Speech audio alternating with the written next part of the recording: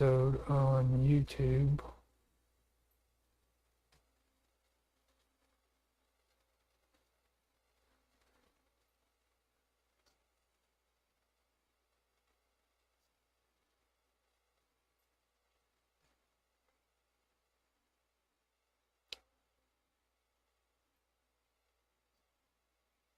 To let me go in and check, make sure we got it all going now. So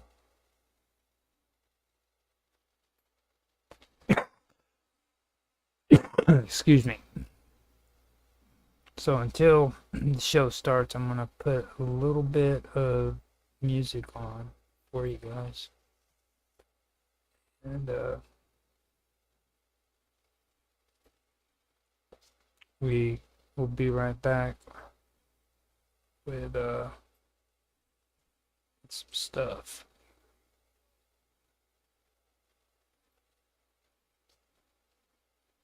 Still gotta get Twitch straightened out too, so.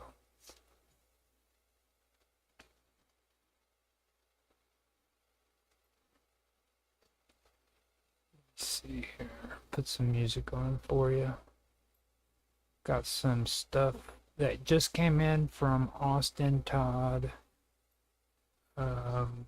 This is World War II or World War One battle music. So spring of 1915 trench warfare in no man, from Austin Todd Art on YouTube. If you guys like this song, check them out. Telling you like it and give them some support. So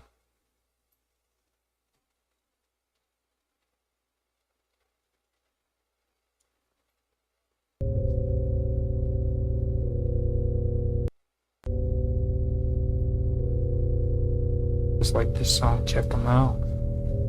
Telling you like it and give them some support. So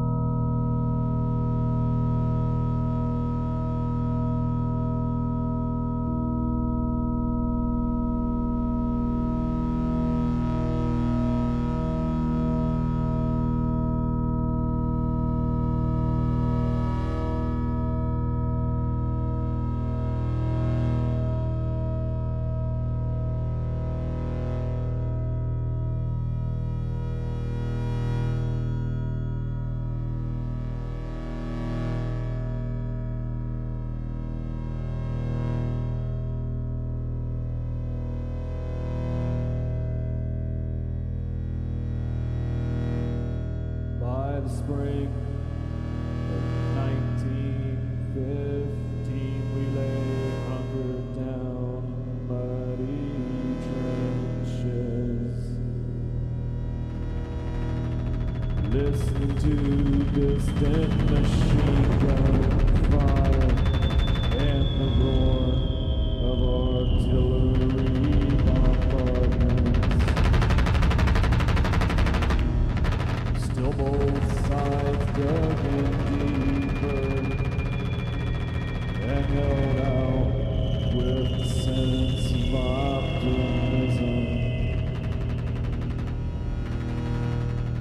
that the stalemate that had just begun will somehow soon be broken. Never thought 3.5 more bloody years were on the horizon.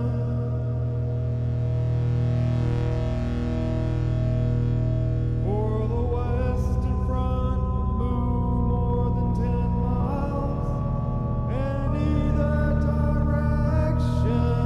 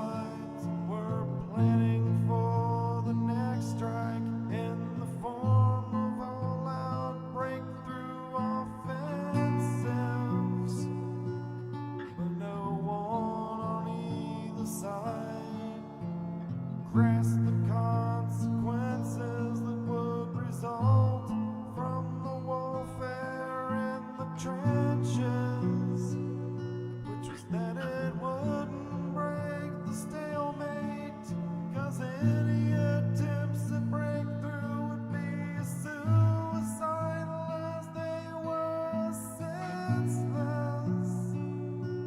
Direct assaults into the face of enemy defenses would only bring graves for millions and millions and millions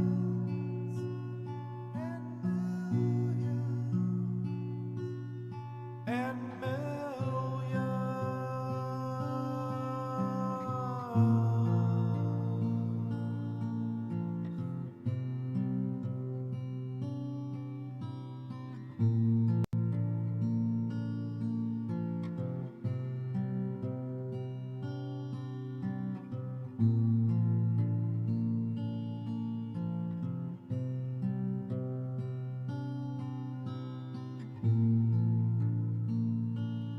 no one thought that 3.5 more years was still to come before the stalemate would finally be broken. And no one thought that 4 more long and bloody years lay ahead before the war would finally come to an end.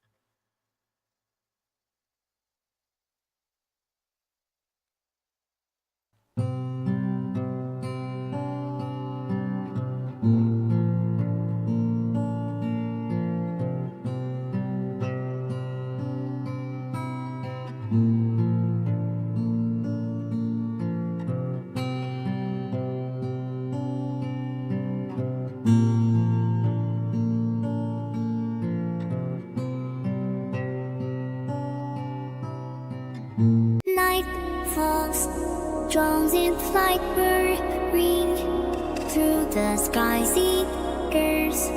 Where you at, lights flash, hypnotize. We are the watchers. We are the seekers. We are the dreamers. We are the dreams that fly, that fly. We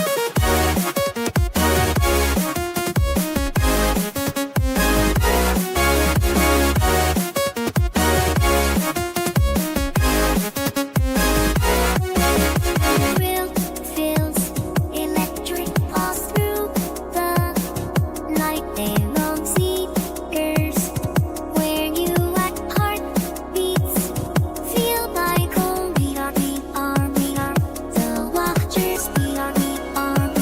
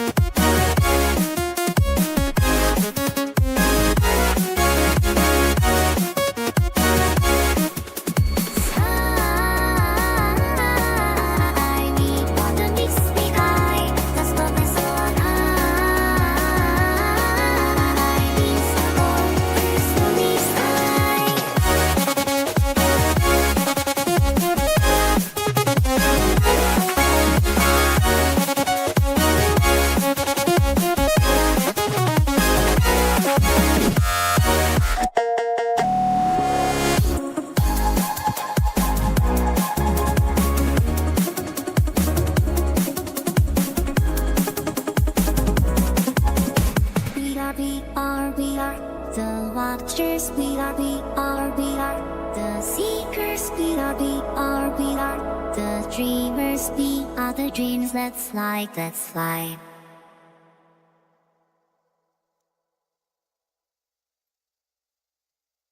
Night falls, drones in flight whirring through the sky. Seekers, where you at? Lights flash, hypnotize. We are the watchers. We are the seekers. We are the dreamers. We are the dreams. Let's fly, let's fly.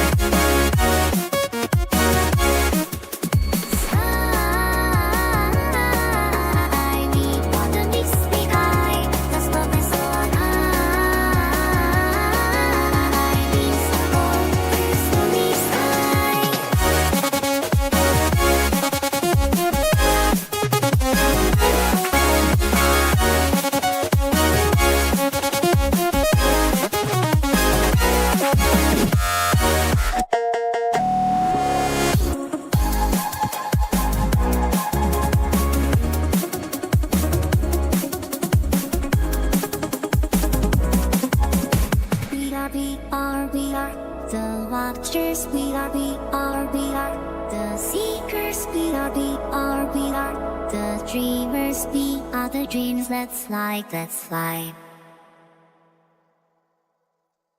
Yeah, I'm in. It just this is the second time I noticed it tonight, but people are having issues. People are. Hey, can you hear me? Hypnotize. We are the watchers. We are the seekers.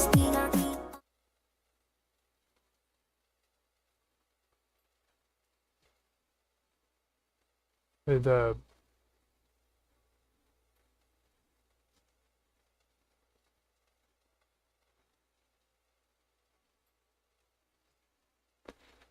this is some crazy shit. Can you hear me? Let me see what's going on here.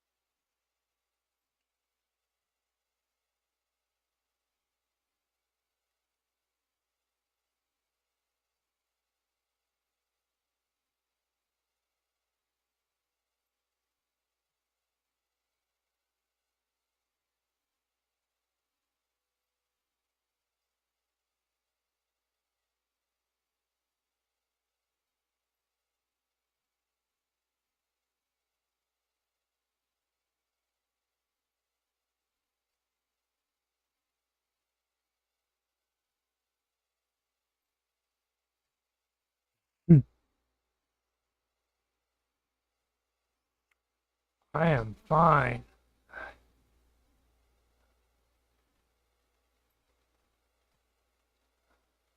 It's about time. Yeah, I know. It's that bastard Rumble Studios fucking with me. Just pick the right one because if you don't, I don't know which one's actually working. So be careful. I don't.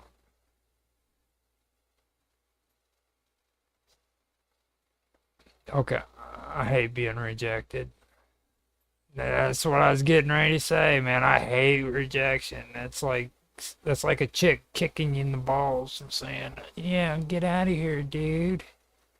Like, man, I'm only 6. Yeah, fuck.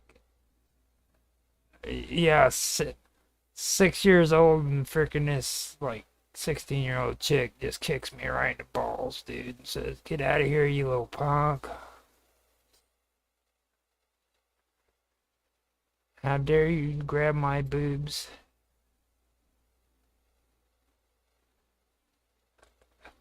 Well, she was my babysitter. It's like almost a responsibility to grab your babysitter's boobs, isn't it? Like, at least that's the way I was told. I was like, if you have a babysitter, you grab her boobs.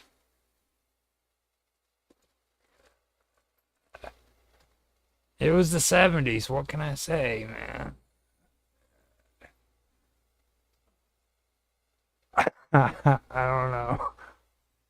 I don't know. I don't know what the standard is, to be honest. Like,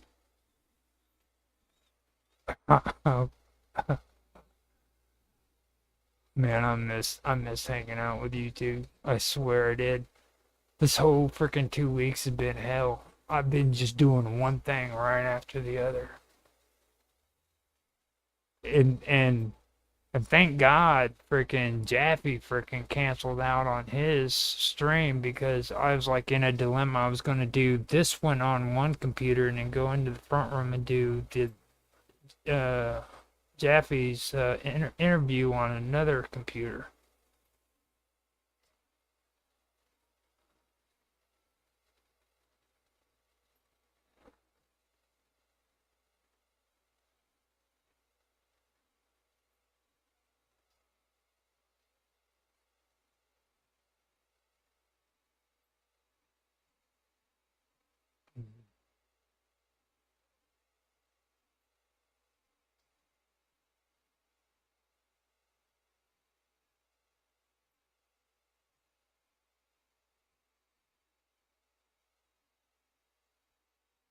Mm-hmm.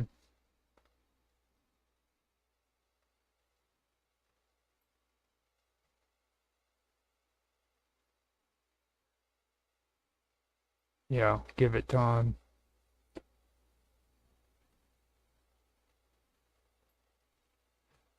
But hey, it's still okay, man, to just run your mouth, dude. Don't worry about facts right now. You just say what's there, dude. Okay. I mean, it's like he'll come out with facts later when it's all said and done. We don't have to like worry about all that. We can just say what. Oh yeah, I know. My yeah, I agree. I'm so sick of seeing the streams because of that.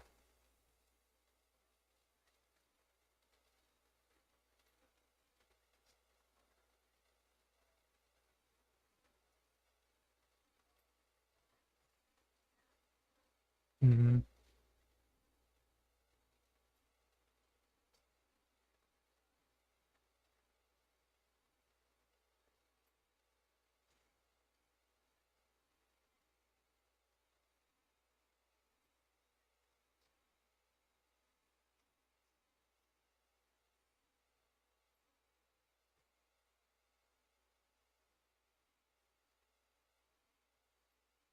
Hmm.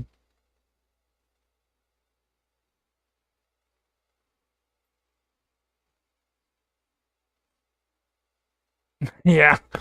This is the good stuff that's supposed to be. Well, actually, yeah, it's supposed to be in the show. You know what I mean? Like you're supposed to be.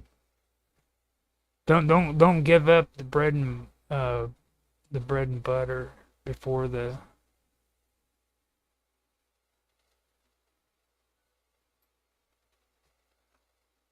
Yeah, because you know that like you don't leave Naroki alone on a live stream, right? Because he'll turn into like this wild man and start talking just like crazy shit, dude. Like we actually calm him down, dude.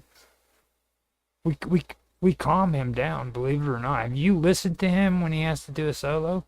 He goes freaking nuts on his own, dude. Like we're actually the ones that calm him down. Yeah, anchor him. That's a good word. Okay, let me go smoke a cigarette and I, I I'll go smoke a cigarette. It'll take Naroki like 20 minutes to talk, so forget. By the time he's gone though, he's getting tea. He didn't hear it, so hold on a minute. Let me go ahead and mute this out, and then I will be back. I'm gonna try to get Sonya in here too, if you guys want to have her on.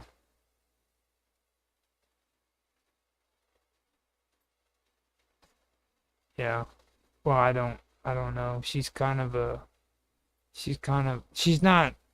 not really political. You know what I'm saying? Yeah.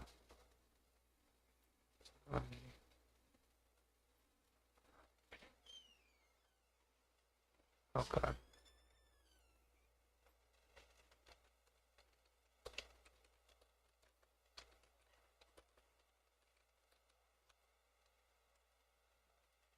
Okay.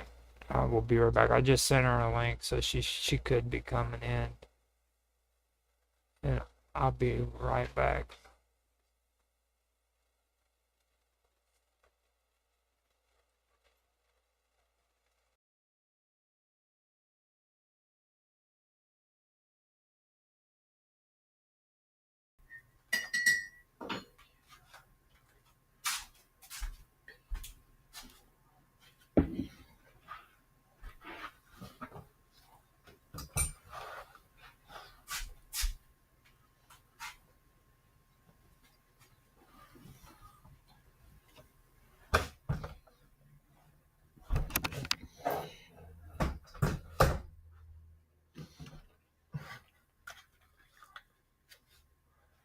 All right, everybody, still here? Okay, so V will be joining us in a couple of minutes.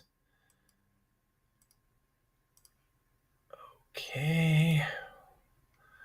One more thing. Do we still have that spicy topic with with Sadia Khan? Absolutely, we do. no, not that one. The other one. Which one would that be? Um, The Savant? no. The Ukrainian chick just before she got killed. Oh, that's for next week. Oh, okay, good enough. Yeah, that is for next week. No, okay, no, fair enough. I just wanted to know because Well, we can kind of hint on it because I mean both of. I'll wait till I get to the show and then I'll explain it, right? Okay, yeah. Because when I was going through old content before I got started tonight, in the past 3 weeks, we have had the Minnesota shooter, that 14-year-old girl defending her younger sister from that Muslim predator with weapons. We had the Ukrainian chick, and we had this. That's all been in the last 3 weeks. Okay, I'm just going to say this right now. I expect more of this crap happening for the next year to year and a half. Oh, okay. Yeah, well, I'm fully expecting it, but I mean, I think we've I'll wait till I get to the show. I'll wait till I get to the show before I say anything more on it. Okay. All right. Yep. So let me get this. Do what you're going to do. Here, there we go. And yeah, okay. And going live. 3, 2, 1, go live.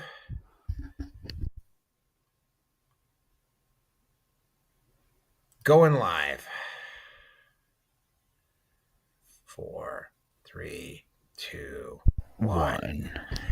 Hello, everybody. Welcome to Red Pill Nation Hangout number 457.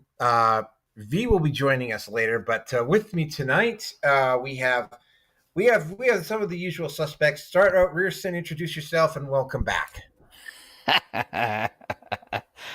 Oh, I don't think that's a good thing for me to introduce myself. Myself's coming back, but here I am. So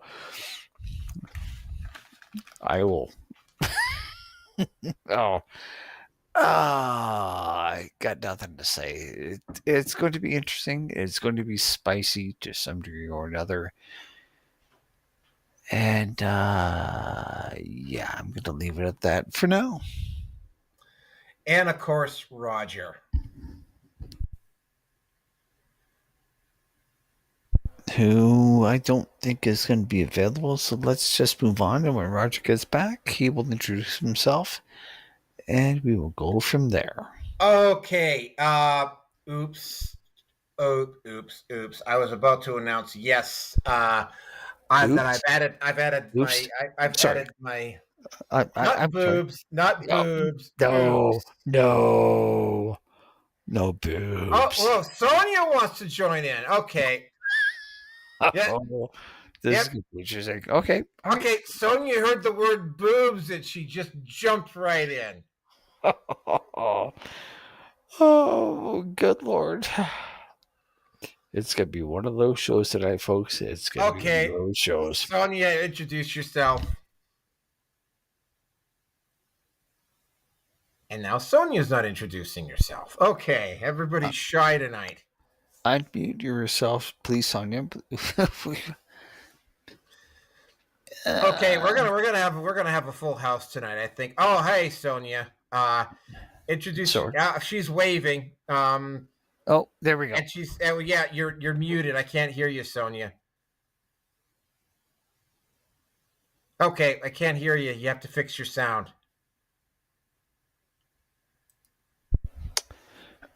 As we might say in certain parts of Canada, casca fuck. Yes, please. Yeah, we can't. Yeah, so, yeah. You might have to fix your sound there, Sonia. I don't know what's going on, but I can't unmute you either for whatever reason. Okay, all right. So the topic, for those of you who don't know, I am.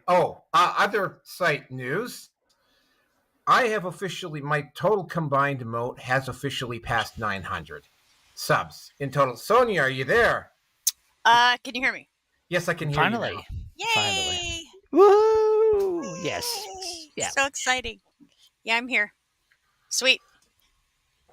Yes, we're all here, but we're not all there. None of us are all there. Right. We never have been there. That's the way I like it. You know, that way we can all go there. We can all go there together, kind of thing. No. Yes. Oh, you know we're gonna go there. You damn well know we're gonna go there. We are totally gonna go there. All right. Oh shit. All right. So yeah, site news. I have officially passed 900 subs on my combined moat. I'm currently at 904, which means that if I can get 107 more subs before the end of the year, I will have exceeded my total combined moat of subscribers. Post my YouTube apocalypse where somebody with a stick up their ass got my YouTube account taken down. Not that it really matters, because it's like, if you're hate listening to this, and there's a very good chance that you are, cry fucking harder.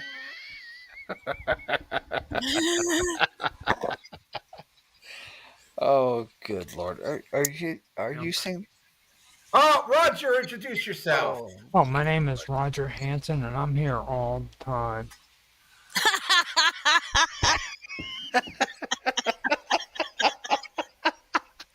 oh, That's right.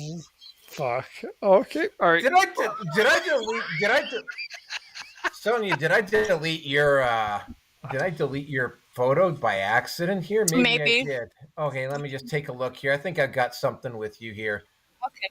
Sweet. Just let me give me just I just have to add you in here. I've got you here somewhere. Oh, there you are. Yay. Gotcha. Cool. There. Okay. You're back on the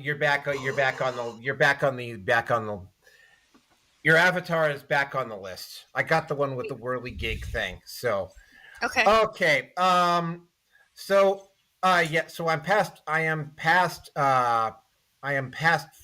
900 subs. I was about to, and also announced that I had put my Kick and Twitch links in the low bar, but then I had realized I had completely forgotten about that. So yes, I am on Kick and Twitch. I am also at, in order of number of followers, Rumble, BitChute, Odyssey, MGTOW TV, Brighteon, and YouTube. My YouTube counts have been going up dramatically lately, and even that I find that strange because again, I don't promote my YouTube at all, like at What all. the, what the fuck? Never mind. It's YouTube. Well, Sorry, Sonya. Okay. I'm sorry. YouTube, female logic. It's about the same. Sorry. yeah. Gotta say it.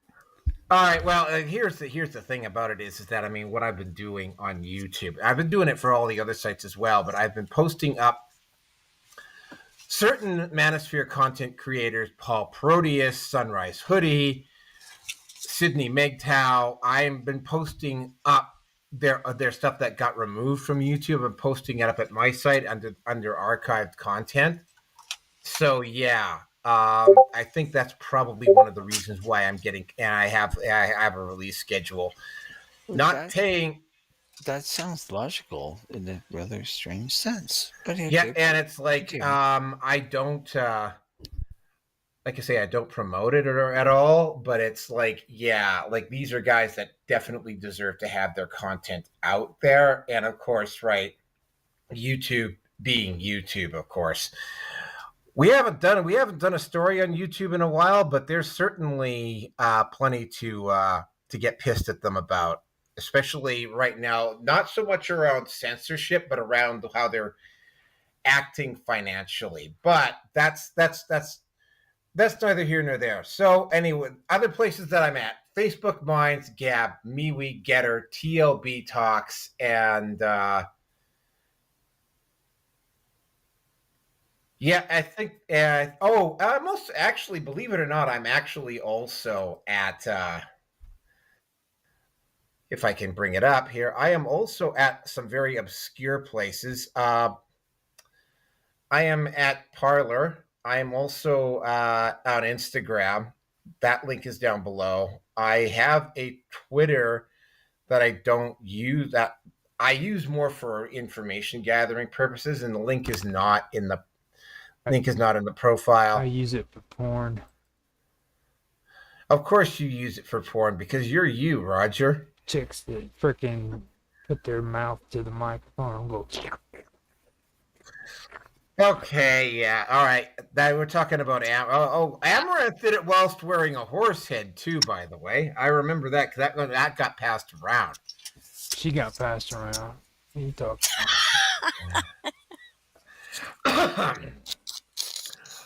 Okay, so that's it. So the topics tonight, and there's a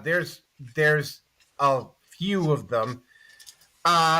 Charlie Kirk. Technically speaking, Charlie Kirk should have been at 458, but given what's gone on, I suspect Charlie Kirk is going to be on here for like one of those guys that's going to be on here for like 2-3 weeks in a row. Charlie Kirk got assassinated 2 days ago. A lot has happened in those 2 days, and I've got some experiences to share around that. That's topic 0. Topic 1, NDP leadership is on the way, and I think Rearson's going to love this. The party is limiting signatures from cis men. Yep. And then Manosphere content number 2. Female coach Sadia Khan being caught being a married man's side chick. I have a whole bunch of interesting videos loaded up that we are going to watch before we actually get into that topic. Topic number 3, very suspicious series of death of candidates for the Alternative for Deutschland party in Germany. That one's probably gonna be very, very much talked about. And this is the reason why I'm glad Roger's here. Donald Trump sending National Guard to Chicago and Baltimore, and he's also considering Portland. Topic number 5, Jair Bolsonaro facing coup charges. That one's very interesting. And then we get the woke BS. This one is just, oh my God. Apple TV releasing new woke disaster called The Savant. Yes, it's as bad as you think it is. Topic number 7, Hyundai factory in Georgia busted for having 475 illegals working in it, more than half of its employees. From Korea. Shocker. From Korea. Yeah, they freaking Jeffy asked me the other day, freaking, how many of them do you think are illegal? And I said all of them. They're in the United States and they're from Korea. All of them are illegal. He didn't know what to say. He just kind of went quiet for a second. Was it Anaseos or whatever this in Korea? Hello, goodbye, bye. Hello, goodbye. Okay, so anyway, let's get into it's topic 0 actually, but let's just get right into it. Because I'm sure we all have a few things to say about this particular topic. It's pretty much, well, maybe not Rearson, but I don't know what Rearson's run into. I woke up 2 days ago. Before heading to work, and I turned my phone on to check my messages and so forth. First thing that jumps out at me, and this is no fucking word of a lie, was a black guy celebrating the fact that Charlie Kirk had died because he was a racist pig. That's literally the first thing that jumped out at me. And I'm like, what? Charlie Kirk shot? And then I started digging in, and it was like, holy crap. Yeah. I'm just going to start out by saying, like, the mood I don't know about you three, but I have noticed even a shift myself with me. I have noticed a shift in my mood since this happened. And I gotta point something out here. We're not going to get into too many details because, like, we're going to be covering the Charlie Kirk assassination in full on 458. But yeah, the amount of vitriol being thrown Charlie Kirk's way was just absolutely staggering. The mood shift, and this is something that I saw on Twitter, on Facebook, on Instagram, even in other places, the general mood that I saw from people on the right is like, yeah, fuck, that's it. Like, the murder of Irina in Charlotte loaded and cocked the trigger. And here's the ironic part about this, and I will be talking about this in a little bit more detail next week, which, by the way, is also not going to be Sunday because I'm working Sunday. But I mean, when Irina got stabbed by that guy stabbed in the neck by that dude in Charlotte, what I sensed is that the trigger had been loaded and cocked at that point. Like, people, because of the way the media had been acting, which also pissed a lot of people off. On my feeling was, from reading the room, was that people were.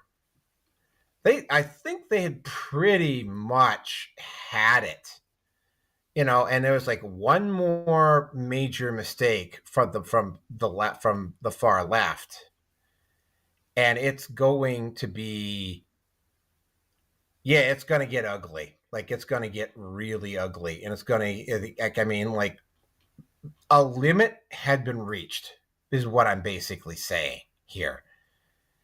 And, and I was like, literally, I was thinking that on the 9th. That's what I was thinking about on the 9th. Is like, yeah, man, I think we're at what we call critical mass when it came to this issue. And then, of course, I wake up in the morning. Because I'm working the night shift. I wake up in the afternoon, and I turn the phone on, and I look, and it's like not even less than a week after Irina got killed in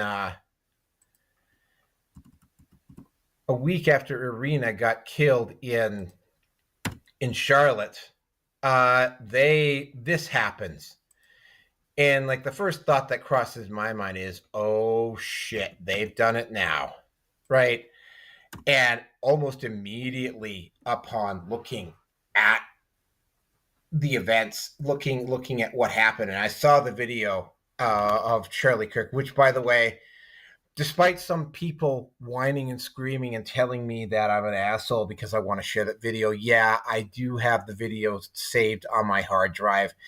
And yeah, I, just like I did with the Minnesota shooter last week, I will be sharing said photo with everybody. Just giving you a heads up, that particular photo is very, very graphic. And might trigger some people, but you know what? I'm beyond caring at this point. If somebody wants to get pissed off at me for doing it, then you know what? Get pissed. I really don't care. I really don't. They caught the guy. That did it. His name is Tyler. I think it's Tyler Johnson, I believe. Let me just take a look here. Within 24 hours. Yeah, Tyler Robinson. Ironically enough, and I think you're going to also find this very interesting. You want to know how I found out that they had apprehended this guy? Tommy Robinson posted it up on Twitter and announced it. That's how I saw it. So Robinson basically outed another Robinson. Now, not too much is known about him at this point. And there's already, like, for instance, there was a vigil held outside Boise yesterday for Charlie Kirk, and some leftist fucking idiot decided to go into the middle of the crowd and start screaming, fuck Charlie Kirk, fuck Charlie Kirk.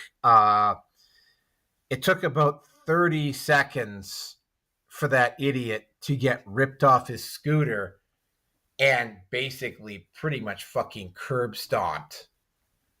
The mood has shifted. People have had enough. I will say, just specifically with me, I have lost my fucking patience with trying to be reasonable with these assholes. My consistent issue, and I'm talking about the online vitriol, which I will get into more next week. But the online vitriol is just, I mean, and this is again, I got to point this out. I have to say this one more time. I am not a fan of Donald Trump. That being said, back in 2017, I was seeing so many untruths and lies about him that I was almost forced to have to go in and call these individuals out because of their clear and rampant dishonesty. And, these individuals would do anything other than actually address the point. Same thing happened here. The two that really stand out for me was the one where he talks, and I will go into some more detail about this at next week. But what one of the things that really stood out for me was Charlie's, the way they took his Second Amendment comment and said, and used that as an excuse to accuse him of being a hypocrite and whatever. Charlie Kirk said that, and I remember because it was one of the few times where I've actually watched a Charlie Kirk video. He was saying that in relation to, yeah, well, cars kill more people in a year than guns do, but you don't hear anybody but talking about banning cars. And it's like, and we tolerate the deaths on our roads. So, I mean, yeah, when it comes to the Second Amendment, we're going to have to like tolerate, like, there's just going to be stuff like this that's going to happen. The other one, and this one was just like, this one just left me gobsmacked, was the one who says, "Oh well, he advocated for the stoning of gays." And again, of course, somebody posted up the video where he said that in context. No. That's Islam. Sorry. That's Islam. And shut the fuck up. Yeah. So it was like, and he was like, he was talking about biblical reactions to, because somebody was quoting I don't know the Bible very well, but they quoted an actual Bible quote to him, and apparently this is the reason why I don't debate preachers on the Bible, because I haven't read the Bible. I don't know the Bible inside and out. In fact, I'm not even interested in reading the Bible inside and out. But he quoted a line from a certain book, and then Charlie, it was like literally the line before Charlie said this, and Charlie said, "Well, I hate to break it to you, but the next part of that quote in the Bible says this," right? And they took that and they twisted it around, and there was like a whole, like, again, like, I mean, they got mad too, because it was like, yeah, like, let's see this stuff. So I had to start going, let's see this stuff in context. There were some people that doubled and tripled down on their stupidity virulently. There's an individual on Twitter who somehow keeps dragging Epstein into all this. And again, I don't think Charlie has really said that much about Epstein, although I'm pretty sure he has said something, but I have never heard him say it, again, because I don't listen to Charlie Kirk on a regular basis. The whole thing, bottom line here is that for me, though, in particular, and I noticed this about me almost immediately when I started dealing with these unhinged idiots online, is that I am sick. I noticed it when I started responding to some of these people. It was like, I don't fuck. I'm a guy who will speak his mind anyway. But now when I'm talking to these individuals, it's like, you know what? I'm sick of being fucking diplomatic with you. I'm sick of trying to be polite. I'm sick of trying to be considerate. I'm sick of trying to reason with you. You know, you're a lying piece of shit. Shut the ever-living fuck up. You disgusting fucking excuse for a human being, right? Like, that's like, I said that a lot yesterday and today. And it's like, I'm seeing a lot of that. And there's already been some victims of cancel culture over this. I will get more into that next week. I have some very, very mixed feelings. Don't get me wrong. Some of these people, a lot of the ones that got fired, they said stuff that was absolutely heinous. At the same time, though, cancel culture is cancel culture. Period. End of story. It doesn't matter whether it's coming from the right or from the left. And, you know, Charlie Kirk was pretty level-headed. Charlie Kirk was pretty respectable. He didn't, like, I mean, he's way more diplomatic than I would have been with some of these people. Like, I mean, I really have no patience for willfully ignorant assholes. I just don't. Charlie Kirk was really, I think he was in a role that perfectly suited him, and he was really good at it.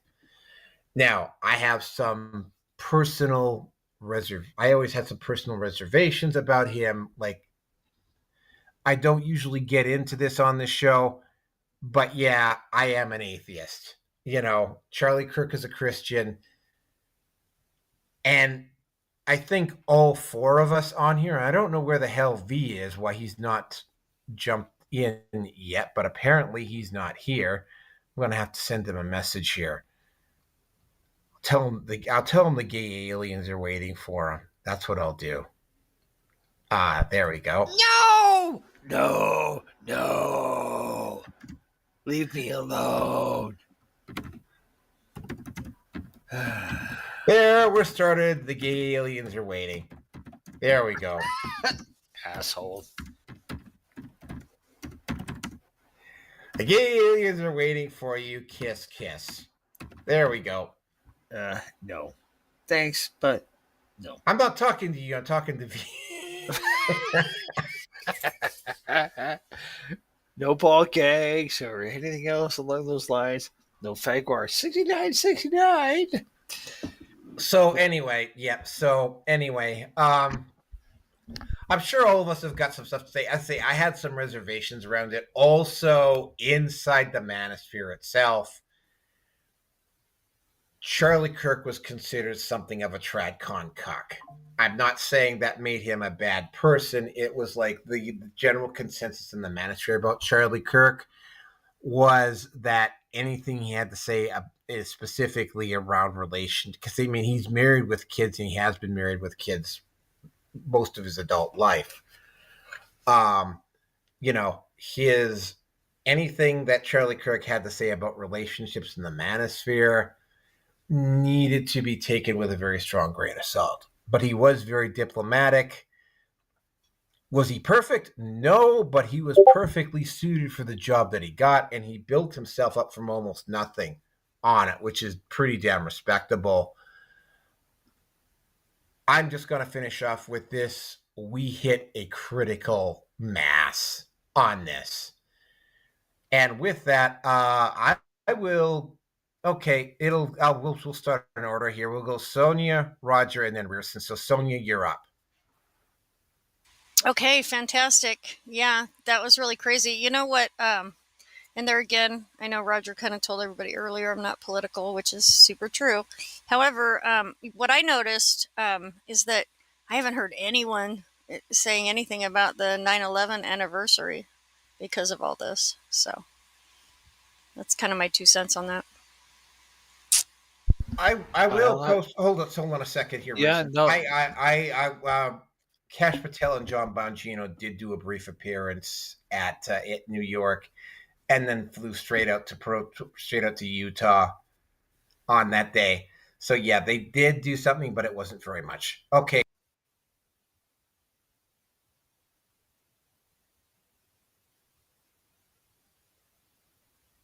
Rearson, do you want to go next, or do you want to let Roger go next? Roger, please go ahead.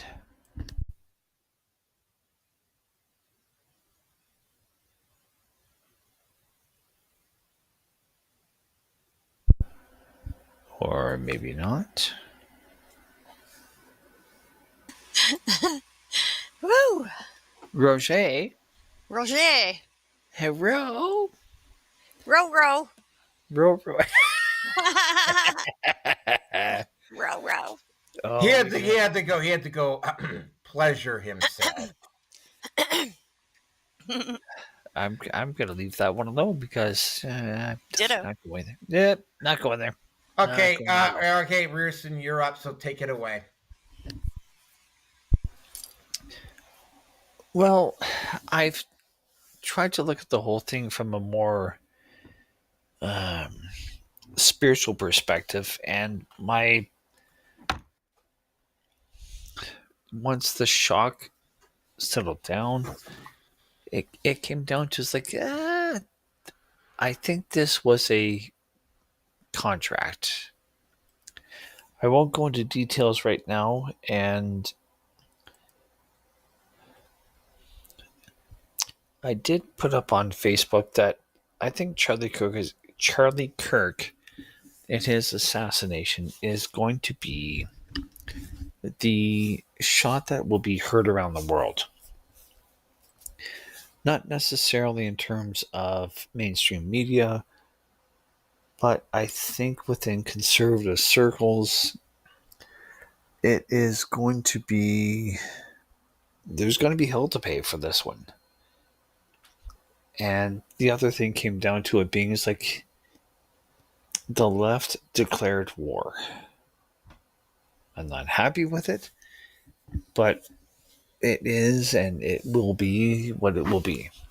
So, actually, I think the best way to sum this one up is you don't want to piss off, killing off. You don't want to kill off someone who is a close enough friend to the President of the United States. And that's exactly what happened. So I think it will be a case eventually of FAFO. Fuck around and find out, because don't be terribly surprised if the school that where the shooter came from or went to, who was apparently a Republican kid, apparently his father's a police officer and he turned him in. This is a fucking mess. It really is. On a scale that most people can't comprehend. But my feeling at the end of the day is that Charlie, before he came into existence, had decided this is a possibility that could happen, and it did. And I think this is along the scales of 9/11, but it's more subtle, is that the world became a different place on September 10th. And I'll just leave it at that for now. So we'll see. All right, I'm gonna throw. All right, before Roger starts, I'm gonna throw in a couple points. Yeah, they did apprehend the guy. His name's Tyler Johnson. Yep. What the hell? I just lost my total train of thought here. Oh my god! And you're not getting any younger, man. Just saying. Brain fart, getting old. He has a brain fart called Red Pill Nation Hangout number 457. Did you guys hear about the like the thing with the ring changing fingers? Yeah, I heard about that. I also heard about him having changed his mind about Israel. That that was the one. Two things that got brought up rather frequently. One is like, oh, well, the right does it too. Look at what happened in Minnesota. And I had to point out that guy in Minnesota had Republicans on his hit list. Also, Tim Walz not noted for hiring hardcore right wingers for his staff. And what kind of a Trump supporter has a whole massive shitload of no kings pamphlets in the back of his vehicle? That's what I was going to say. Roger, take it away. Well, you can hear me, right? Can you? Yes, we can. Well, I can. I'm going to speak for anybody else, but yeah, I can. I can, yeah. Okay. Well, first of all, I do want to say that these are extremely hot chicks that you are showing up on the slideshow. Thank you for that, Naroki. Wow. It just wouldn't feel that good if I didn't see hot chicks. And second, I want to say that I really love watching Sonya. She's so hot. She's like I love. I love you too, bro. Okay. Now, do you need a fishing pole? Just saying. Just asking. I've already got one. Okay. Yeah, I'm sure you do. But the deal about this guy is like freaking. I mean, and don't get me wrong. It's tragedy that that the guy had passed away. He got assassinated or murdered, or whatever you want to call it. But I knew of him from passing on the internet, but like there was nothing that was really mainstream about him. You know what I mean? Donald Trump didn't even want to appoint him to his cabinet, and then when he gets shot, that's when everybody takes notice. For the last 2 days, I've been hearing these guys get on there and crying and at the point of tears because he was killed. But I mean, look at the facts. 2 days before it happened, nobody gave him the time of day. You know what I mean? I think that's a thing that needs to be noticed too. And I went over some of the stuff that the guy did. He was a good guy. He was actually a good guy, and he got no recognition for that until after he was shot. I think that's probably the one thing that stuck out to me, and I'm telling you guys this because I've said it before. I'm really unbiased about a lot of things. I really am. You know what I mean?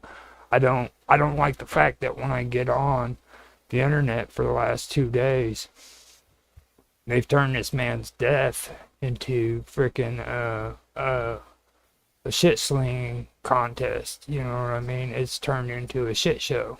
And a man died. You know what I mean? Okay, that's what's the worst. No, that's not what's the worst part about it. That's one of the worst things about it. You would think that people who are his constituents wouldn't feed into that kind of garbage, and they would mourn the death of somebody they cared about. You know what I mean? Instead of turning it into this. And the same thing about what Naroki said.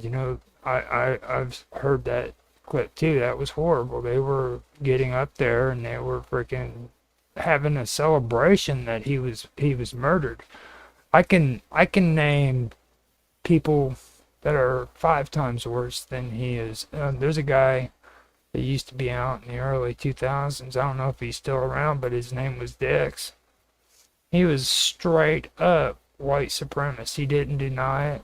He would admit it to everybody openly, and he was elected into freaking office repeatedly during the mid 2015, right around that area, and he would say things that were 5 times worse than what this dude did. And these people are sitting here talking about him. This guy was real religious. I'm no big fan of religion, you know what I mean? Don't get me wrong. I've said that a few times, but he was a nice guy, you know what I mean? Now the one thing that's the most disturbing part about it to me is the fact that I've been hearing people talk about Civil War. I've been hearing them talk about World War III. And I've got to say, man, this is what I was talking about before on some previous shows. This is an escalation. It might not be the tipping point, but I'm going to tell you, these assassinations, murders, whatever you want to call them, they're going to keep coming. They're going to get worse, and it's because you've got 2 factions that are fighting against one another, and people are going to die, okay? And I don't think that there's a turning point where we're going to go back. I think that it's the wheels have already started turning, and we're about to see some bad times ahead of us. I have some things that I don't like to talk about publicly on ordinary shows. I'll talk about it in more of my strange shows, I'll say. But I personally I feel death, dude. You know what I mean? There's a lot of death going around right now, and there's going to be a lot of deaths in the future. I don't know what it's going to be the result of. I don't know if it's going to be because of any person or anything like that, but I'm going to tell you right now, it's going to happen. And just be prepared because there's some dark times ahead, and that might sound apocalyptic, might sound scary, but I mean, open your eyes and take a look. There's a lot of bad things getting ready to take place, you know. So, and like I said, I didn't dig too much into this guy. I'm kind of getting sick of politics, to be honest with you. But I do have to stick around and pay attention to it because I got Mark Edworthy and Mr. Robot, and Sonya's always bugging me about politics. She's just so much into politics. I can't get away from it, you know. I know. Sorry, Roger. I'll try and ease off of that, you know. No problem. I'll forgive you. Just as long as I Thanks. can see your boobies. Can I see your boobies? Just one. There it is, Just one. folks. Just one. The mandatory boobs comment that always must come up at one point Must. during the Red Pill Nation. Okay. Must come up. Yeah. Just one. Just one. Yeah, you can leave the other one hidden if you want. Yeah, okay. So, yeah, we've reached a turning point. I noticed a serious shift here. And again, I will go into this in more detail next week. What if alt history, and people were actually laughing at him because he said this was going to happen a whole lot sooner than it actually did. There's going to be a point where people were going to start killing each other, right? He said it was going to his prediction was that it was going to happen like a couple of months earlier than it actually happened. And there were people actually mocking him on this. I don't think there's going to be anybody mocking what if alt history after this. And even though this was a topic zero and we had to keep things brief, we went 40 minutes plus over on this. Well, not necessarily 40 minutes plus. We went where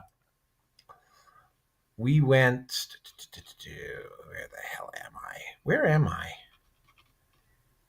There I am. We went on this topic, even though we were just commenting on it briefly. We went 30 minutes on this issue.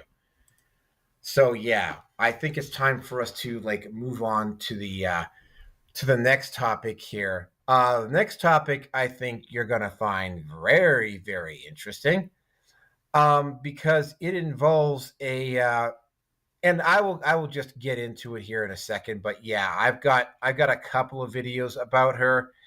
These are all going to take a little bit of time, but here it is. So, well, I mean, Sadia, I will just say this right before I start getting into it in any serious detail. There is she doesn't actually, she's not actually a psychologist, but she works out of Dubai. And she, oh, wait a second. No, that's not topic number one. Jesus Christ. I'm going to have to, sorry, folks. I misread the room. Topic number two is the new Democrat Party, of which Rurson and I are very familiar, is the left, the actual full-blown leftist party in Canada. You have the Liberals, you have the Conservatives, and then you have the NDP, which is like left of center. Now, for years, and I mean probably up until like two or three elections ago, like the NDP absolutely had my vote. And I really seriously started to really seriously sour on them when it was very, very clear that Jagmeet Singh was propping up everything that Justin Trudeau was doing. Justin Trudeau, like minority governments, usually at tops, last only 2.5 years. The NDP, and their claim for doing this was that, well, we're forcing the Liberals to pass all of these. It turns out most of the stuff that the NDP was trying to force through was just more woke crap, is what they were trying to pass through. But you know, the NDP was claiming that they were able to force the Liberals to do this and do this and whatever. And like most of the reforms just, and I mean, when it came to actually holding Trudeau accountable, though, the NDP consistently disappeared.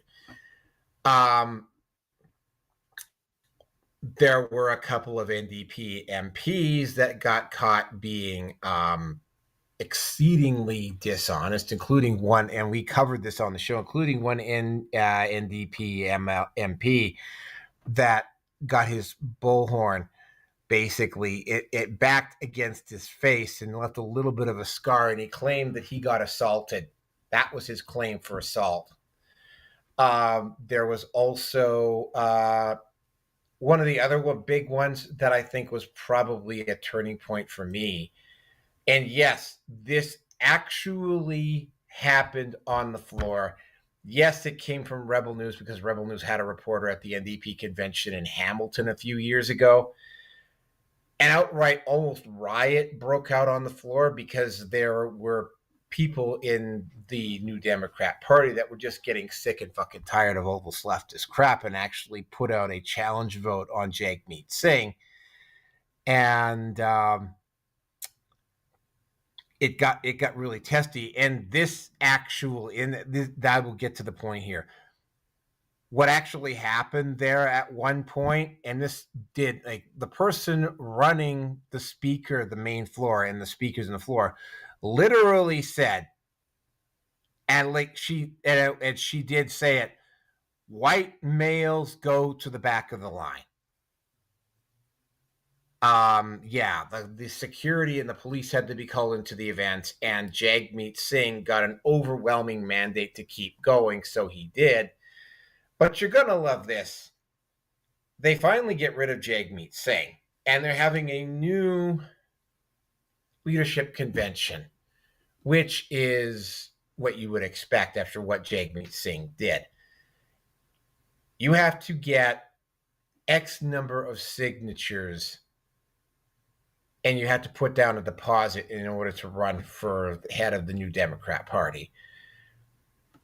The way the NDP has structured this vote, and I'm not lying when I say this, is that you can only have, even though, by the way, the overwhelming amount of political involvement in almost any nation, like a lot more males are interested in politics than women.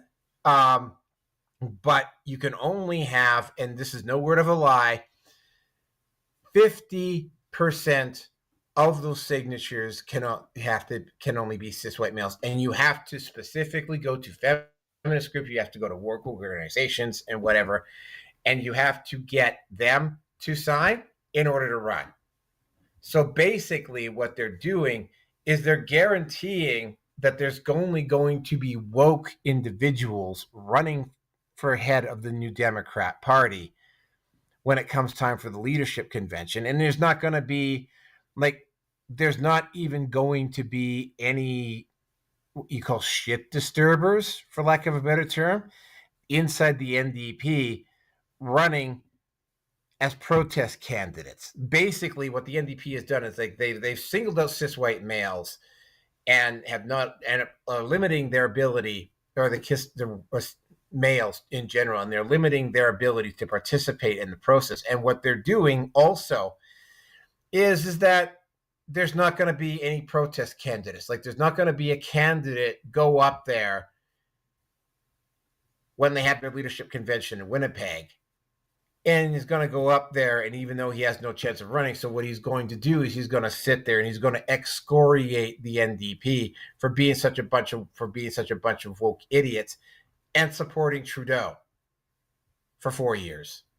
And by the way, continuing to support Carney now. We can also fairly safely conclude that the NDP, even though they only got like something like 12 seats or whatever, that they are going to continue to support Mark Carney, aka, even though it's a minority government, there's not going to be a non-confidence motion. The only thing that's probably going to trigger a non-confidence motion is if Alberta separates. or it becomes really obvious that they're losing on this front, because apparently their idea of dealing with it is to just pretend that it's not happening and hope that it's going to go away. Well, I got some news for you. Alberta separation is not going away. We are going to have a vote here next year.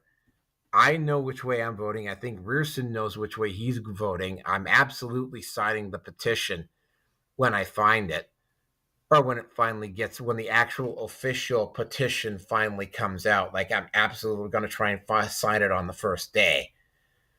I think that's probably about the only thing that's going to get, like, Carney to back off. And only because the NDP is not going to hold a non-confidence motion. Like, they're not going to support a non-confidence motion, especially given what's going on.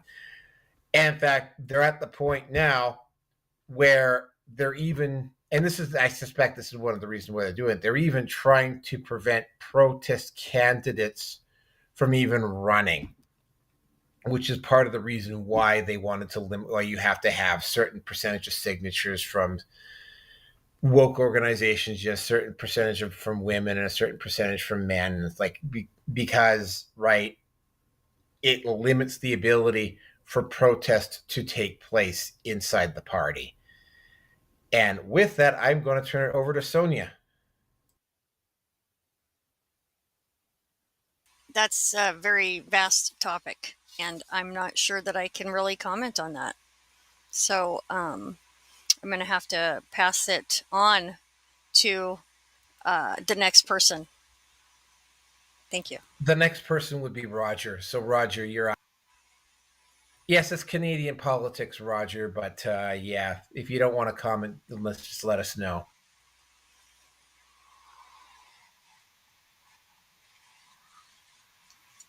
Because I get confused whenever I have all these tabs open.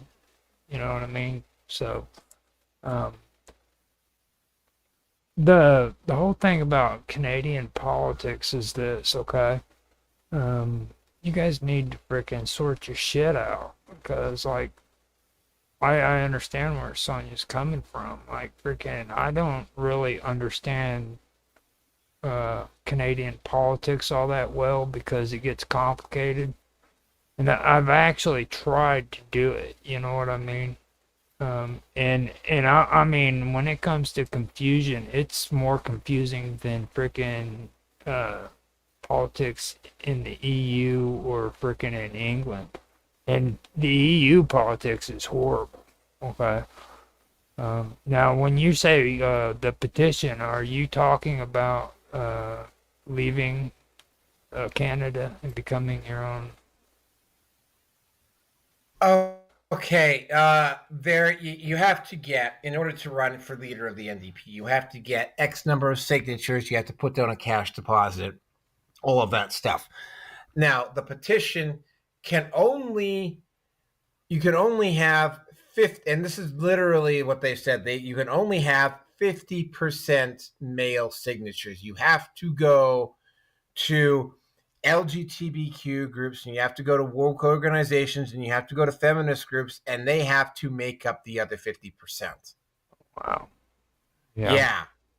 Like, that's, and Alberta separation is just something different. And the reason, I mean, first of all, like I said, like, it limits, like, there's, like, in Winnipeg, when they have this convention, the leadership convention, there isn't going to be a protest candidate going up there and stirring the pot, which is what happened at the event in Hamilton, where they had people inside the NDP going, like, enough of this shit. Like, we need to stop supporting Trudeau. We need to stop supporting this. We need to, like, I mean, and there was an actual situation that got so bad that they actually had to call in the police and security to break it up, right? So there won't be any protest candidates. There won't be somebody stepping on the stage in Winnipeg and, like, excoriating the party for giving a blank check to Justin Trudeau over his reign. Yeah. And by the way, that's for almost the entirety of his reign, like the back half of his reign, where he was a minority prime minister. And it's like they are deathly concerned about somebody stirring the pot inside the NDP. And also, based upon this, you can pretty much guarantee that the NDP, who holds the balance of power in Ottawa, by the way, is going to back Mark Carney in everything that he's doing. Like they're gonna give him another blank check. So again, and that means that the only way that Carney is going to have to step down, or basically, because we're going to be covering this, because France lost a non-confidence motion. The leader of Japan, the prime minister of Japan, also had to step down because he brought in an extremely unpopular idea. Both of those governments have collapsed, so they have to bring in new ones. But I mean, like that's not going to happen here unless Alberta leaves. Because that's the only thing that's going to shake the boat up with them.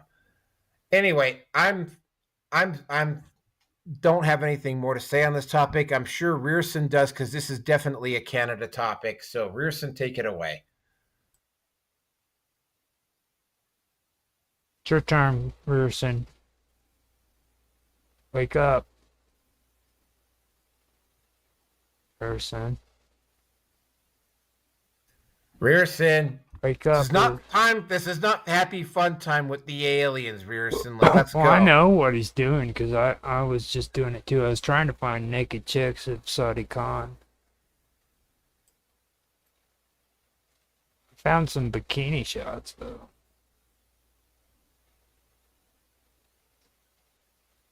So she was messing around with a married guy. Did they say who it was? I don't know. The guy was married, and she literally when his wife got really angry with Saudi and phoned him up, it's like Saudi Khan's actual reaction was, and you'll see this in the videos, I can suck your husband's dick anytime I want to. Oh my God. Yeah, hold on a second here. I'm just going to give him a call here. Just give me. Well, he's still there. So, yeah, I seen some of that on there, and it's like I don't know. I mean that's kind of a. Well, I mean, it's if there was some kind of article that showed that she actually was found out, you know what I mean? That'd be cool. But like, most of them are like dudes from frickin' nefarious outlets.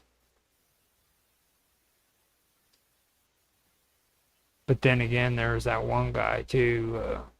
Him and that woman. They were supposed to be at a baseball game. I remember you posted that one, and they caught him on the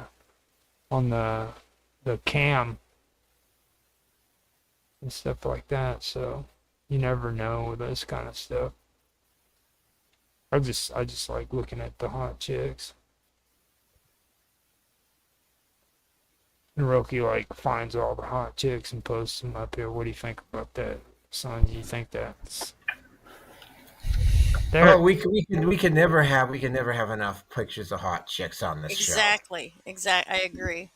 Definitely. I mean, you can say all the bad stuff you want about her, but look at her, dude. She's freaking hot. Oh, dude, I will get into that with her. Okay, all right. There he is. He woke up. No, I never went to sleep. Oh. You got that tension out now, there, Rearson? Yeah. Pervert. You pervert. Oh, boy. Okay. He was in the background eating meatloaf. All right. just so you know, that was meatloaf. Ew. Okay, Rearson, the NDP and the signatures. Take it away. Okay, what are we talking about? I'm sorry. I really am. Where the hell have you been, man? He fell asleep. I've been making ramen, dude. I've been making Okay. Ramen, that's what Oh it my was. gosh, That's what ramen. it was. Okay, no, NDP leadership only allows 50% male vote supporting. In case you weren't listening at all. No, I wasn't actually, but that's okay. Oh, God. Yeah. All that ramen. Oh, sure. Rule out. Okay, take the men out of the equation, and what do you have left? Not much left. It's just. Fuck. I don't even know where to start with this shit anymore because I'm getting so goddamn fucking tired of it. It's not funny. Okay, you want to minimalize men? Sure, go ahead, do it. And all I'm going to say is, if men went on strike, guess what's going to happen? You have 3 days of food at the grocery store, and shit's going to hit the fan. We've already talked about this stuff before, and whatever. But fucking whatever. Got nothing. Don't want to say anymore. Let's just move on. Okay, I'm going to go back to Saudi Khan here just for a second. Did he? Did you just say butt fucking? He did. I swear I just heard you say butt fucking, dude. Sonia, did you hear butt That's right. fucking? I did. Yeah. Actually, Most He said probably butt would've been- fucking. I got Whatever. nothing else. Whatever. No. You forgot whatever. Yeah, whatever. But fucking. Yeah, exactly. Whatever. Yeah. Damn, dude, you're hardcore.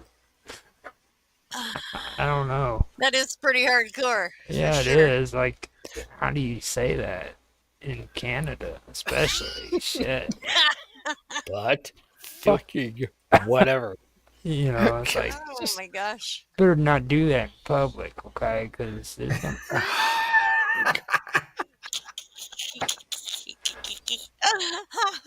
One Oh, standard, God. no standard. Thank Oh you. my God. Thank you. Anyway, so yeah, hold on a second here. I'm going to now post up the videos for Sadia Khan here. But first of all, though, I'm gonna run a comedy, and then we will do the 2 Sadia Khan videos. But anyway, here we go. World's dumbest woman before we get into the Sadia Khan videos. So here we go. She stares at orange juice cartons because it says concentrate. She puts lipstick on her forehead to make up her mind. She once took a ruler to bed to see how long she slept. She's a host on The View. She once climbed over a glass wall to see what was on the other side. Her degree in gender studies has not paid off. She got stuck on an escalator during a power outage. She is unburdened by what has been. She saw a sign that said airport left, and she went home. She almost drowned once because someone left a scratch and sniff sticker at the bottom of a pool. She tried to return a donut because it had a hole in it. She wrecked 3 McDonald's because the sign said drive through. She once got a brain worm and it starved to death.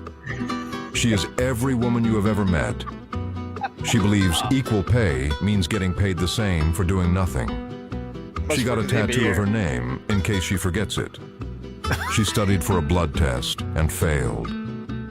She thinks a quarterback is a refund. She put her phone on airplane mode and threw it, expecting it to fly. She thinks Taco Bell is a Mexican phone company. She is the dumbest woman in the world. I don't always drink wine, but when I do, I spill it on my fake tits. Stay dense, my friends. Oh, God. Oh. Well, and you had to say that after I made the butt fuck comment, dude. Seriously. that was not cool whatsoever. Like, I guess that. My God. Okay. All right. So there we go. So anyway, let's get into the actual videos here. So quarterback or Sadia Khan. nickelback? Just asking. Okay.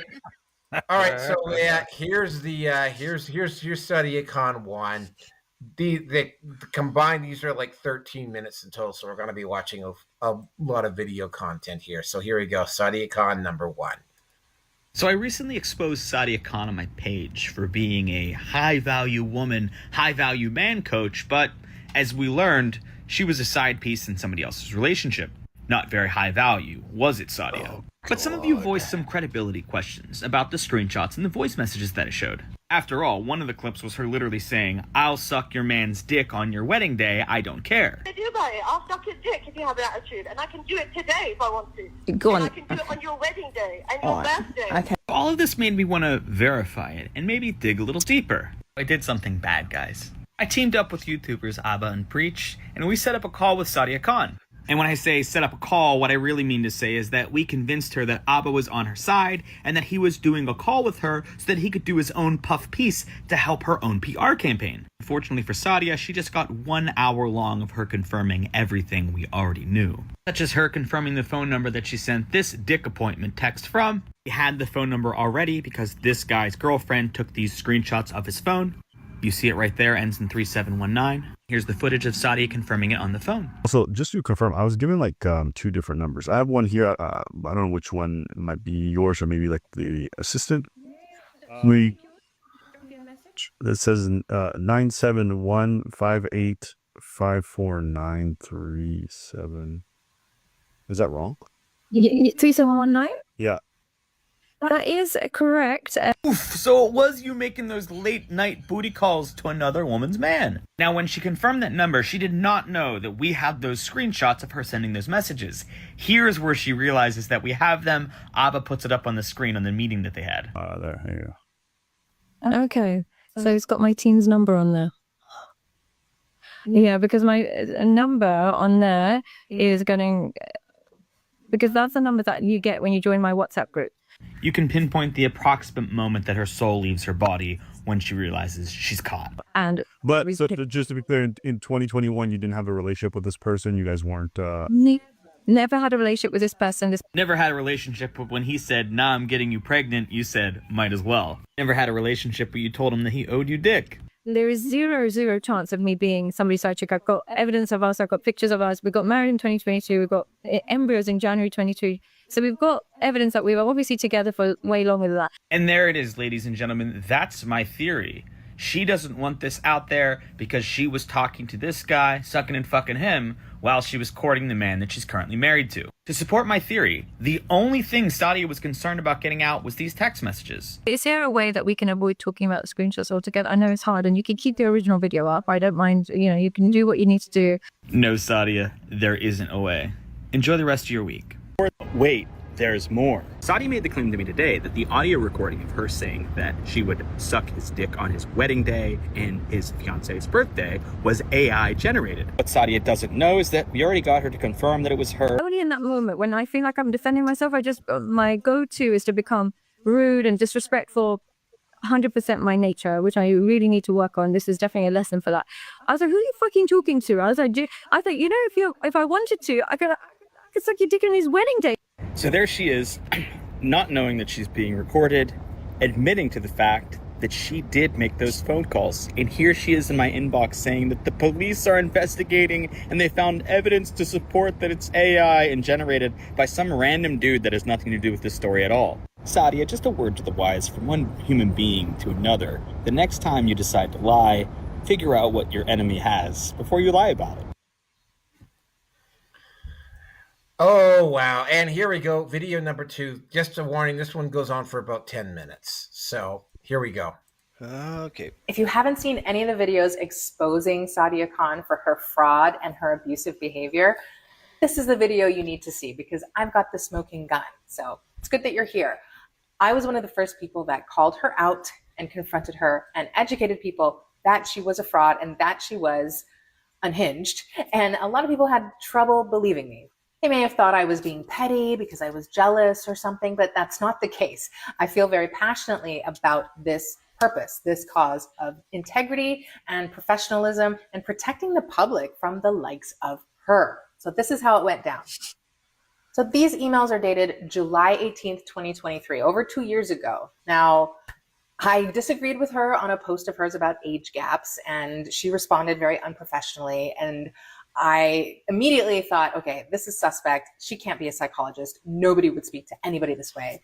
And I asked her for her credentials. And so she got, really upset and pushed back and started insulting me and said, I'm going to send you my credentials or send me yours. So that was already antagonistic for no reason, because as a professional, you're supposed to be accommodating when people ask for your credentials, because that's part of the job, is to be public about it. And your credentials do not show your personal information, your address and stuff like that.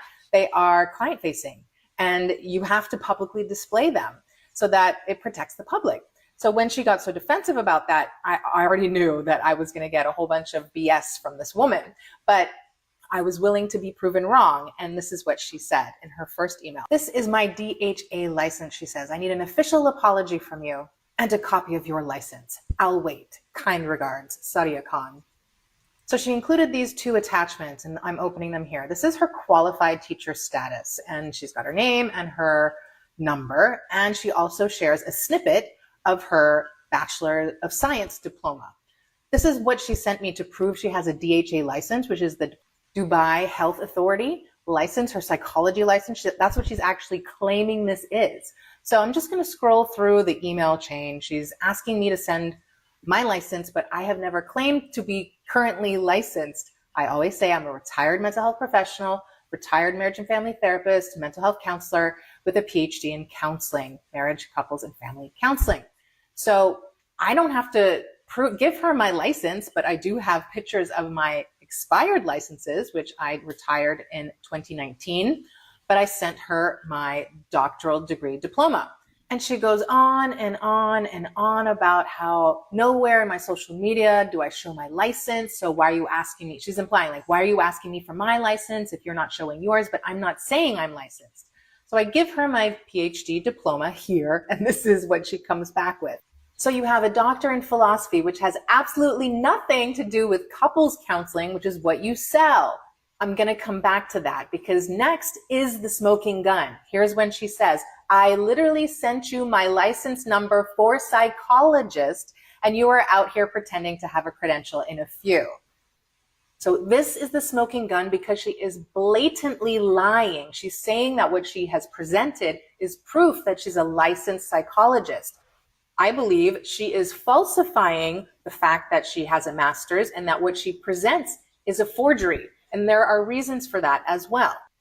So I'm just continuing to show you by scrolling through the email correspondence, because I want to be transparent. This was the back and forth that we had over 2 years ago. Ever since then, it has only escalated like in a one-way situation. So I have posted videos educating the public about what I know, and she has tried to harass me, posting abusive and derogatory comments on multiple platforms. I've blocked her everywhere, but YouTube, because you can't block on YouTube. So I've been trying to report her, all her comments for harassment, and that has not worked. I don't know who's backing this woman, but I can't believe it's taken this long to actually expose her. But I've been very measured with the videos that I've posted. I am not being ugly. I'm not being derogatory. I'm simply giving you the facts. And trust me, I did my best vetting and due diligence to find out, kind of like Candace Owens. I really respect the work that she does. I think she is great. And this is how I have come to the conclusions that I have. So this is some more of her BS. Like, she's coming up with all kinds of excuses to try to distract from the point that she doesn't have a license. So she's putting it back all on me. But I have all the receipts that you could ask for, and I'm happy to give them to you, because you know why? I'm proud of them. I'm proud of my PhD. I'm proud of my licenses. I'm happy that I retired them, because it was my choice to transition into an online coach and leave the practice behind, because I was traveling the world and I was prioritizing my personal life, and I wanted to leave the profession.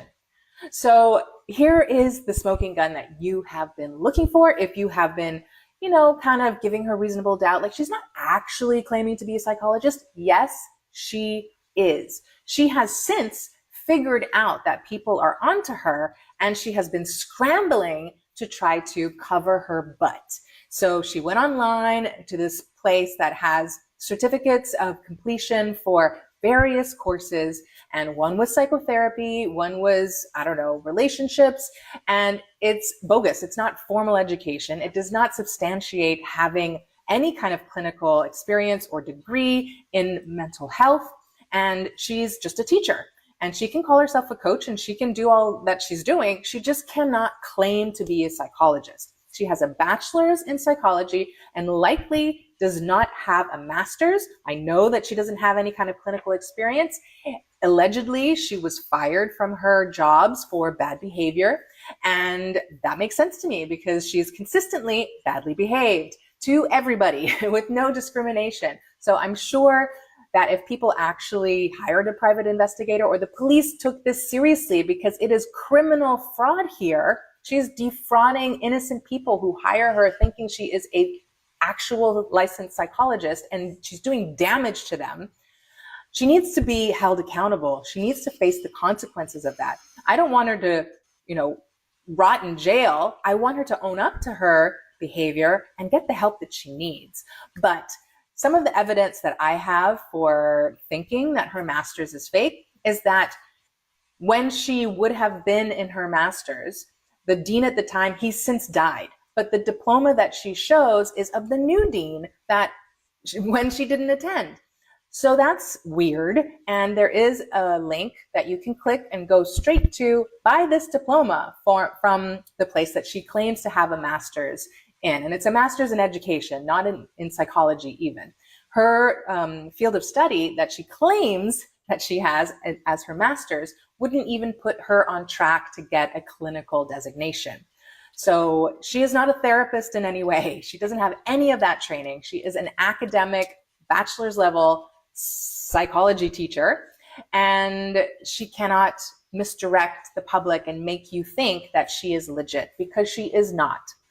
She is well-spoken on camera, but not in reality. So there is a big disconnect here. And I know now that I'm not the only one concerned. So that makes me feel a little bit better. But I hope that sharing this with you was helpful. And I hope that it helps to show and prove that she has claimed that she is a psychologist, even if she is now being a little bit more careful. There are plenty of instances where she presents herself as having such clinical experience when she has not.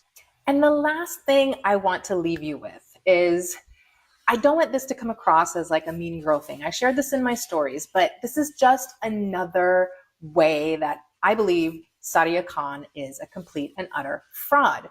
Plastic surgery is, a reality. A lot of people get work done, and Lindsay Lohan, she's having this big glow up and we can all cheer and be happy that she has, but she's owned up to the mistakes of her past. And she's not denying that she's had work done, right? It's obvious that she's had work done. But my concern is that Sadia Khan has completely scrubbed the internet of who she really is. And she leverages other real Sadia Khan's identities to boost this persona that she projects online. This is significant con artist behavior. This is pathological. This is criminal. And so supposedly, allegedly, she has had a whole bunch of plastic surgery, really, really good plastic surgery. And a lot of people have ideas of who they think it might be, looking for pictures online. But there are other Sadia Khans that are legit, that don't really look like her, but they may resemble her in certain ways, but they're not her because they actually exist. They're real other people. But I came across a picture from someone who sent it to me explaining their context of how they know Sadia Khan, but she mistreated them and now they are not in any kind of friendship with her. And so they felt obligated to share this information. And I think this is actually the real Sadia Khan. I do not have proof of that at this point, but I am trying to get it. But you be the judge. Is this the real Sadia Khan before plastic surgery? You be the judge. And if you have any comments or questions, feel free to put them below. I will answer them to the best of my ability. And let me know if you have had an interaction with Sadia Khan, because I know you probably feel very alone and isolated, like nobody has believed you, and it was so strange and bizarre how she acted. This is the place to collect all of those stories. Maybe it will come in handy one day.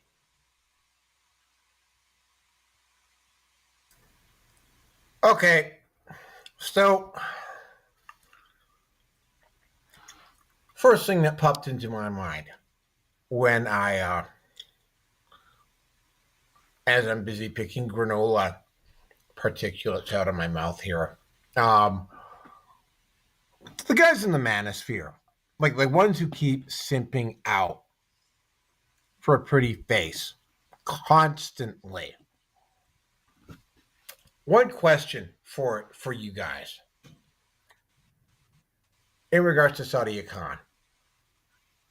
Was Lauren fucking Southern not enough of a lesson for you? I mean, I'm not even going to get into Lauren Southern, but I'm going to put Sadia Khan. Oh, by the way, oh shit, that's right, Roger. You weren't around that one episode when I promised I was going to play the Andrew Wilson reading off that love note to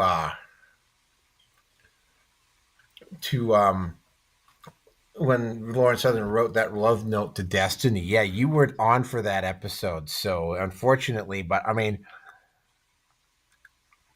Sadia Khan, I had heard of her. I really didn't, because there have been for instance, there's another woman. No, it's not Pearly Things. Another woman by the name of Roma Army. Roma Army talks a lot about men's issues as well, whilst promoting her OnlyFans. I think that's her. I'm not exactly certain. Hammerhand just has a special dislike for Roma Army, and I think it's probably well deserved that he has a particular dislike of Roma Army. There's also been a couple of other female content creators in the manosphere that have also been that have also turned out to not be the real deal. I can't remember their names specifically. Sadia Khan was charging $6,000 for her course. As you clearly saw from the video, she's not a licensed psychologist, but called herself such. Yes, all of the stuff that happened in Britain basically forced her to move over to where she's currently living in the Middle East now. And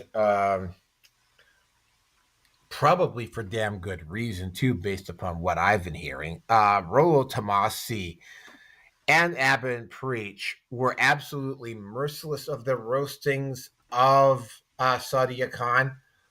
Because I couldn't find it again. Sadia Khan not only uses plastic surgery, but she also uses video techniques to make herself look prettier than she actually is, and she's been caught doing that as well. You can clearly see by some of the text you saw, some of the things that she said. She might sound, and you got to keep in mind too, this also applies to Lauren Southern and a few other women.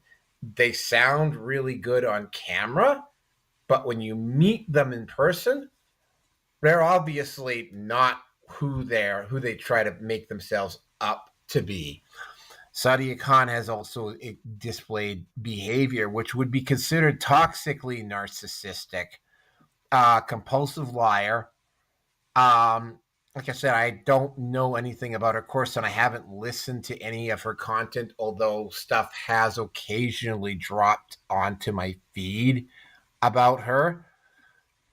I have reached the point, and I mean, I realize this is going to sound a little bit misogynistic, but I mean, this has been the case with the manosphere. I have run into a lot of more than a few women who have leveraged the manosphere to bring money in from guys that are not particularly, like, I mean, this is the issue, that are not particularly mentally or socially aware, guys who can't read the room, for instance. And, you know, this was the issue with Lauren Southern. You know, when Lauren Southern first came out, like, I mean, Lauren, there's abs. If you've seen older pictures of Lauren Southern, she is hot AF. By the way, so is Sadia, at least from what I've seen on camera. And a lot of guys, when they see this in the manosphere, it's because like there's not an organized like MGTOW push to try to shame guys or to try to prevent guys from following female content creators in the manosphere, right?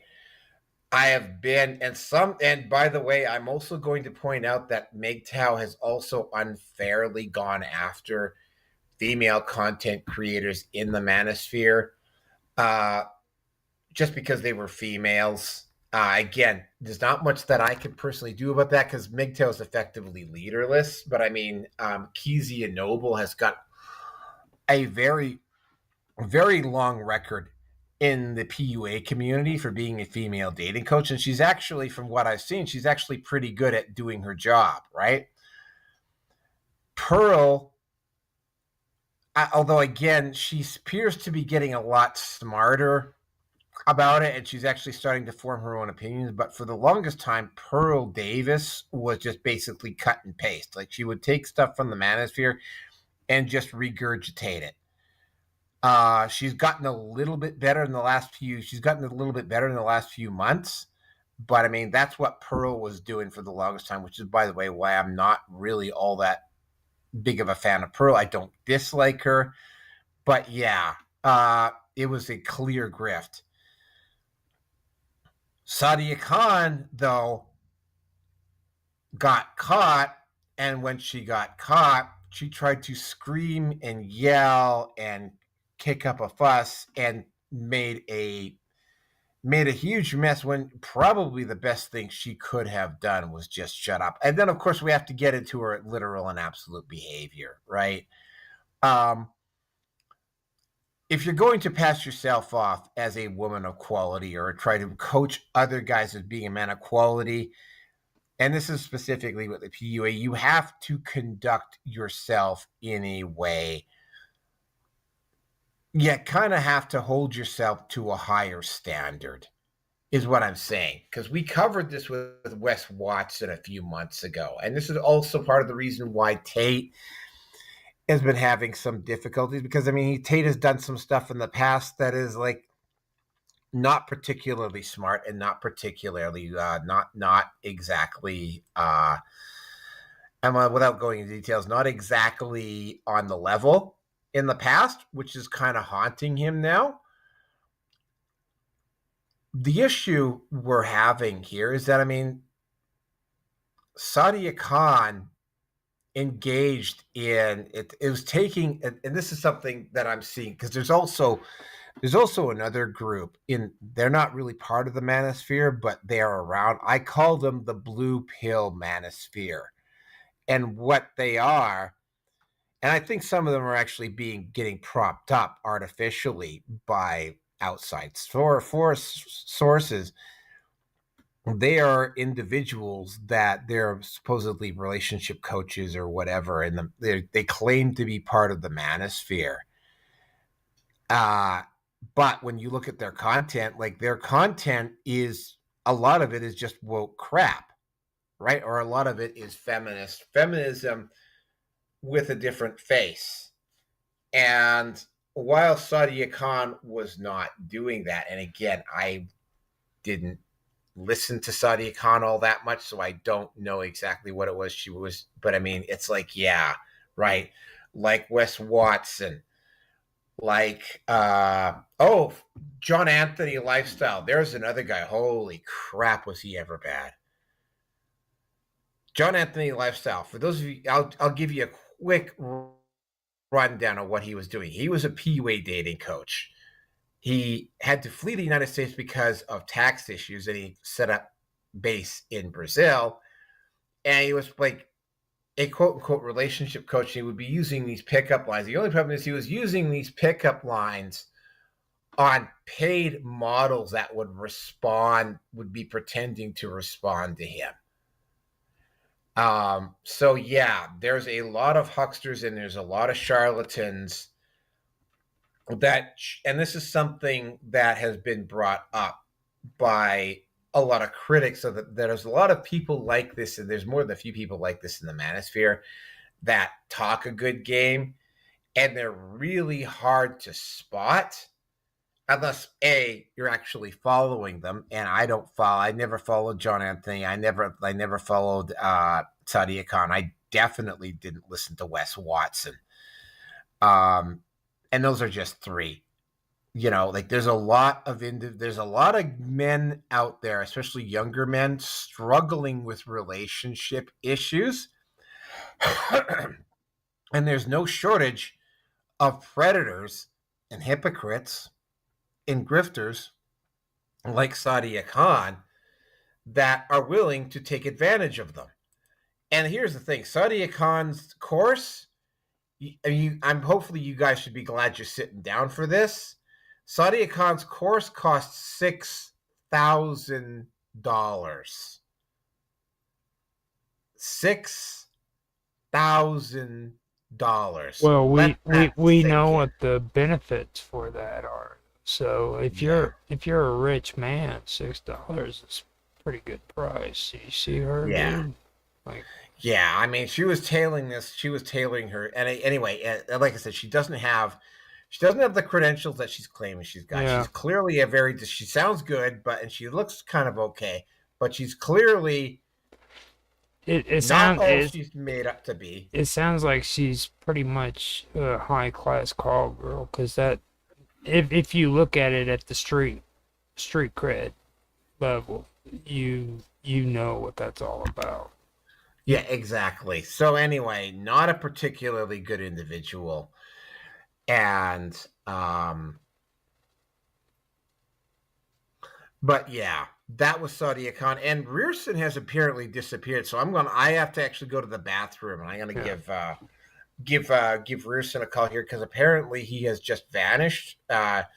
He's missing that loving from the aliens. You know what it is, dude. He found some secret photos and stuff.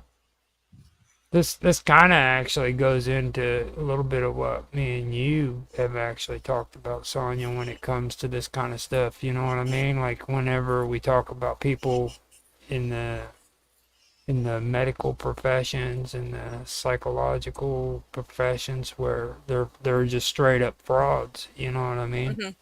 Yeah.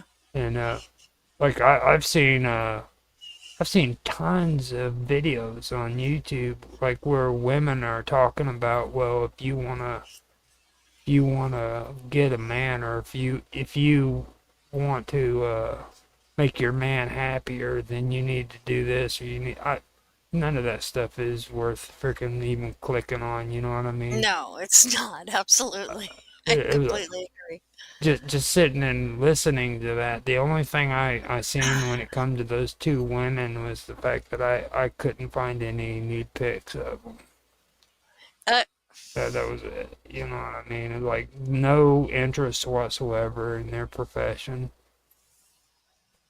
Yeah. I really I couldn't really follow it too well, actually. Yeah, I know. And yeah, I was kind of multitasking too, but I don't know. It seems like a woman gossip kind of thing going on, I guess. Am I right about that? Yeah. I don't, I don't really know so much about that, I guess. It would be nice to have a woman's opinion on that kind of stuff. And the opinion I have about that is it's not worth anything, really. I don't think a woman's opinion would really help, to be honest. Like, you know what I mean? Because like the average woman isn't going to take advice from a relationship counselor. No, I don't think they would. If they did, then they have some serious issues. Yeah. Well, I mean, when you seek outside of your relationship, I think all part of that has to do with the way society makes people feel like they have to be married, first of all, and then stay with whoever they're married with, even though they're beyond compromising, like themselves, kind of thing. So, I mean, I'm more of like in the hippie genre where, if you're riding with someone, cool. If you're not, you stay friends. I'll see you later, kind of thing. You know what I mean? It's Yeah. like there shouldn't be so. And then when the marriage, like, quote unquote, fails or whatever, I've seen guys get real fucked up about that, like it's all their fault, and even though nothing may have happened for it to be their fault, kind of thing, but they just it's I think it's just another way to bring humanity down, really. Another guilt trip kind of thing. Yeah. A expected way that you're supposed to act in the world, like, the fairy tale BS that they put out for little girls and stuff. They grow up thinking that's how it's supposed to be, you know, Yeah. when it's not necessarily. It just causes more heartache than anything else to try and conform to these standards that society believes in, kind of thing. See, that's why you're so cool. Yeah, right. You know what I'm Thank you. saying? Thanks for noticing. Like these women, man, they spend a lot of their time trying to make themselves out to be supermodels, and people don't realize that what they're doing is they're driving themselves insane. They're, I mean, they have mental issues because of this freaking obsession to be the hottest, beautifulest chick who knows everything about relationships. You know, Right. Yeah. like the thing I noticed about those two women are they were very beautiful, but Right. What's the deal? you know what I I mean. mean, come on. And now they're getting onto the internet and they're gossiping about one another and credentials. I mean, first of all, in psychology, I mean, you might as well take freaking those credentials and just throw them out the window. Exactly. You know, Exactly. I do. like whenever I was sobering up, I went to my my treatment center, and the counselor there, or the psychologist there, was telling me that the only way we can find out what your problem is you have to be honest, open-minded, and willing, and you have to tell us, you have to diagnose yourself so that we can determine what your mental problem is or what your problems are. And then you get out of that and you go through that whole routine and you say turn on a commercial or something, or you watch a video on YouTube, and these same people are saying, well, biggest problem we have in psychology is where people are trying to self-diagnose themselves. So It's backwards. at one point they're telling me that I have to be honest and tell people what my problems are, and in order to do that I have to self-diagnose myself. Mm-hmm. And then later on, they're like, oh, no, that's a problem because then you're going to come up with your own solutions. It's because nobody knows what they're doing, really. It's like the blind leading the blind. That's why you go see a shaman if some shit's going on. You know what I mean? That will help much better than any school educated, like college educated, psychologist, if you ask me. Well, I mean, I I don't, mean, I don't know I went about, to college for 24 credits for psychology, a university even, which was actually very nice. University is much better than a community college, but as my experience. But in any case, they teach you what they want you to know, kind of thing. Where the shamans are getting information at least from the ethers, which mm-hmm. is a little more sensible if you ask me. You know, Well, that's my take on it. well, it's kind of like going and getting a bachelor's degree in philosophy. You know what I mean? Same thing. You might as well freaking just hang it up. You aren't going to do anything. I mean, nobody freaking needs a philosopher. Right. You know? Right. What Or the? you get a job at the supermarket and shit Yeah, after that, fucking sit there at the shopping bookstore. line, telling everybody, just preaching it, dude. They come up to get to, they just want to get their food and go, shit. What's more retarded is you could go to school and do all that, right? And then just when you apply for the job, just put that on your application. Who checks? Do they even check for these things? And if you could even just make a fake one, like a fancy little degree, just like the one you'd get from the school if you were to graduate from that university or whatever it is, and show that shit to them, they'll never check. Why would they do that? Right. You know what I mean? So yeah, it's just the whole. It's like the whole thing really is just becoming BS on top of BS on top of BS, kind of thing, And, in like a sandwich form. well, I mean, first of all, what the hell is up with this shit about life coach? You know what I'm saying? Yeah. Yeah. Well, I think that's an attempt to try and turn people on to ideas they might not have had in school, things like that, because life coaching, and I don't know a whole shitload about this, of course, but from what I can see, they have more tools available that they would teach someone rather than what school teaches you, because regular school, like public school, even private schools, they don't teach you life, coaching mechanisms or whatever. Like they don't even, like acknowledge your emotions other than maybe in some woke form or another, which is completely backwards. It's just completely, it's not, it doesn't hold the weight that it used to at all. Not at all. I think people are waking up to that for sure. A lot of folks are like me and you, and even folks that used to have such respect for, even MDs are getting this, crap. Because they're not being taught what is available. They're only being taught a small fraction that the industry wants you to know about, so that you can sell their game that they got going on, their Ponzi schemes, if you ask me. Well, bringing that up, I think that freaking these Canadians have freaking bailed on us, dude. Maybe so. They kind of have. I swear. I'm still here. Oh, I swear. I've been trying to get. Rearson just disappeared, and V said he was going to jump in, but it's like he said it was like, give me 5 minutes, and that was that was a while ago. That was 27 minutes ago. So yeah. But yeah, we've been filling in the space and everything about. Yeah. Well, it's like, Rearson had a lot to say about this, but for whatever reason, he's just I'm telling you, dude, he was in the middle of falling asleep during the last topic. I think I think freaking he just kind of faded out. I even checked the chat. He hasn't said nothing in the chat, nothing. So I think he fell asleep.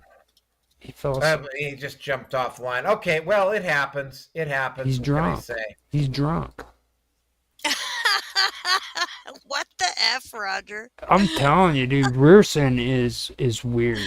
He is weird. He's probably he probably went and Googled these chicks, and he's like staring at them and shit, making weird noises. I'd almost bet. He has a gimp suit. You know that, Sonia, right? What? Really? Yeah, he's got a gimp suit. Wow. That's what. Has he worn that for you guys? Or? Yes, he's done it on multiple occasions. No, he hasn't. But anyway, Rearson really wanted to comment on this topic, but unfortunately he's not here. And I really don't have that much more to say about this. She's. Well, we mentioned some stuff. I don't know if you was able to hear it, and it actually turned into a good conversation. Yeah, you were going for a while. I had to go to the bathroom and whatnot, and then I've been trying to phone both V and Rearson to find out what the hell happened to them, but neither one of them is responding to calls, and I have to move on to the next topic here because I'm pretty much Can I correct something though? On topic 0, that guy I was referring to back in the year 2015, I believe his name was David Duke, and he's the one that I was talking about. Oh, that guy, yeah. So I just wanted to correct that because I said Dukes, and it was actually David Duke. So that's yeah. all. Well, Yep. Yeah. I try to remember. There's another guy who had David Duke on because David Duke is still alive apparently. Oh, But yeah. But he had. Trying to remember the name of him, but I mean, we actually covered this on the show too. CNN did a story on the manosphere, which included guys who none of whom were actually in the manosphere, Mm-hmm.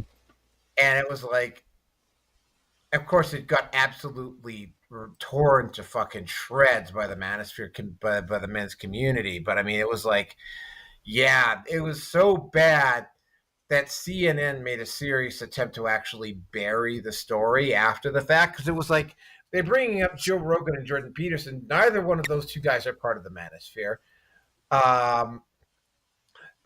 And by the way, if there were so many white supremacists inside the manosphere, then maybe you'd like to explain why for years the biggest name in the manosphere was a black man if it's white supremacist. If it's white supremacists, then why are Fresh and Fit doing so well? Why do Abba and Preach do so well? Why does Donovan Sharp do so well? Actually, hell, Andrew Tate is half black. Right? So how it's like, yeah, like that whole white supremacy thing just absolutely falls apart. Also, and this is something that's not generally well known about the manosphere, while the manosphere will generally lean to the right, it doesn't actually have a political, like, I mean, I have met some virulently anti-Trump guys in the manosphere, particularly if you go over to the men's rights act part of the manosphere, that community. Like, there are some people in that community that are virulently, like, to the point of being like full-blown TDS Trump haters, right? Like, the manosphere does not have a political leaning. They like to try to play it off as that it does, but it doesn't, right? And of course, right, and I can tell just right away when I listen to these, especially mainstream media content creators, talk about the manosphere. I know in about 5 minutes whether they've actually done their research or not, and most of them don't.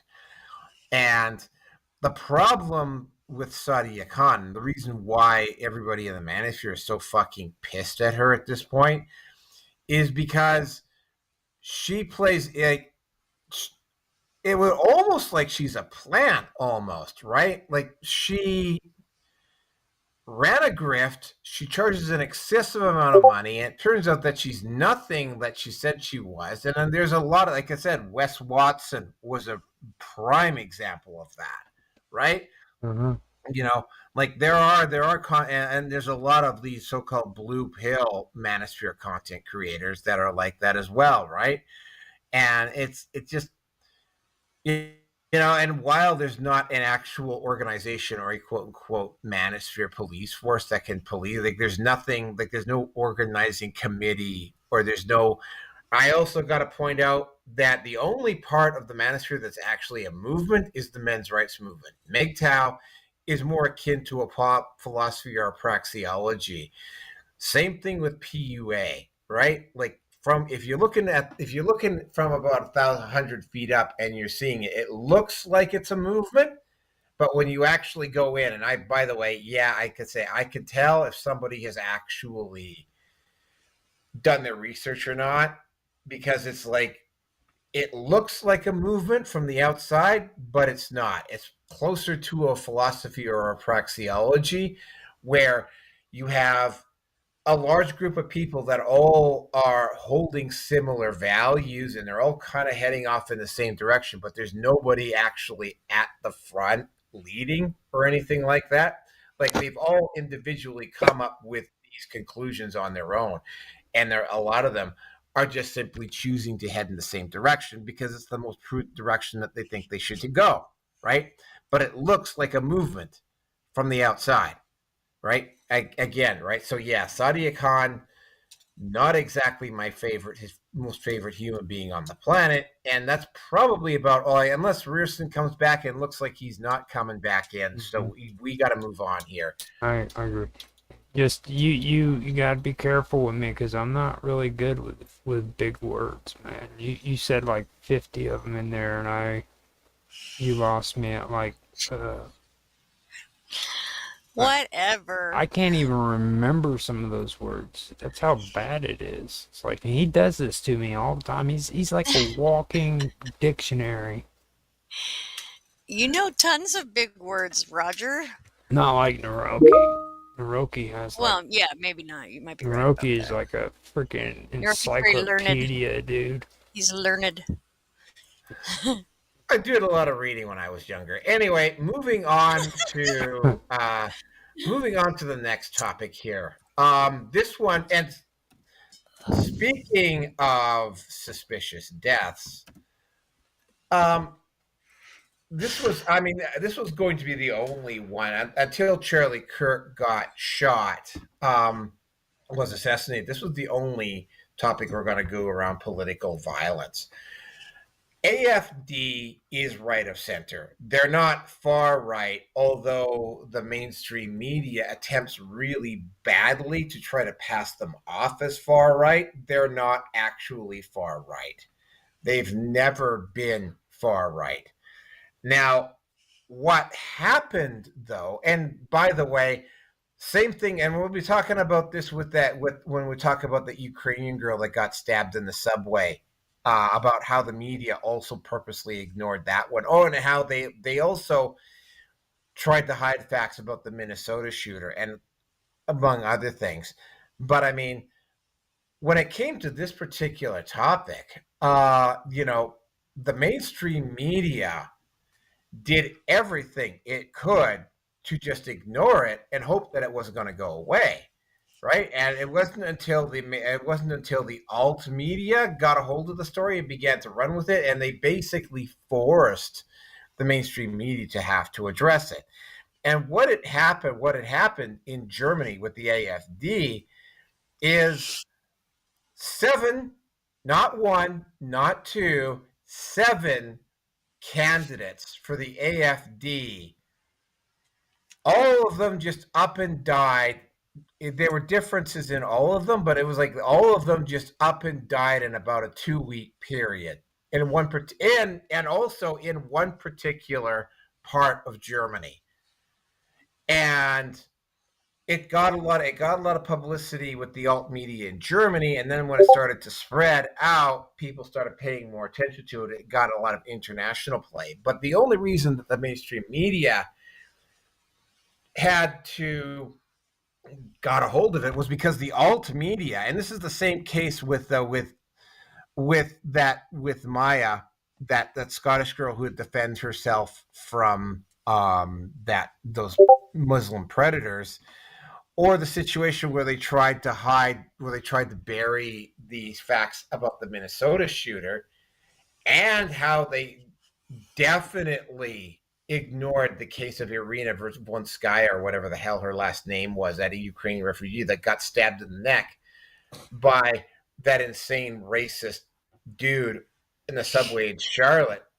The mainstream media did not run this story. They tried to bury it. And the first thing that I was thinking about when I saw that is that the last time you started seeing a lot of political candidates all up and dying and disappearing in Germany like this, or say basically, no, they all died, right? They didn't disappear. But the last time you saw something like this was in the 1930s, when the Nazi Party was running the show, right? Like that's the only other time in Germany that this is in recent memory where this has happened. And also the fact is that all of these people were more or less from, I believe, the same, I think it was Bavaria. They're all in the same region of Germany. And it's like, and this was brought up by a few people, the statistical probability of 7 members of the same party all dying in one area within a very short space of time is well nigh impossible. And they would have actually been able to keep going and probably would have been able to get away with this, but there's an alt media run. But I mean, you kind of understand now how things worked back in the 30s in Germany, right? Like they could get away with this because there wasn't the means of mass media communication like there is now, right? So they could bump off. And by the way, same thing happened in Japan around the same time, and in Italy as well. Political people would just die or disappear or die in accidents, and you would hear something, but you didn't know for sure what was going on because you couldn't check it, because I mean, it's like communication was a lot slower. Another example of this was when Google was getting sued a few years ago, and they were being put on the spot about whether they were going to be a platform or a publisher, because those are two different things. In one court case, they were saying they were a publisher, and in another court case in another part of the country, they were saying they were a platform. And people would not have been able to figure out that YouTube was lying like this, or that Google was lying like this, unless you had the internet, right? So, the alt media, and again, right, we got to talk about, we're going to talk about the way the media botched the killing of that Ukrainian immigrant here, right?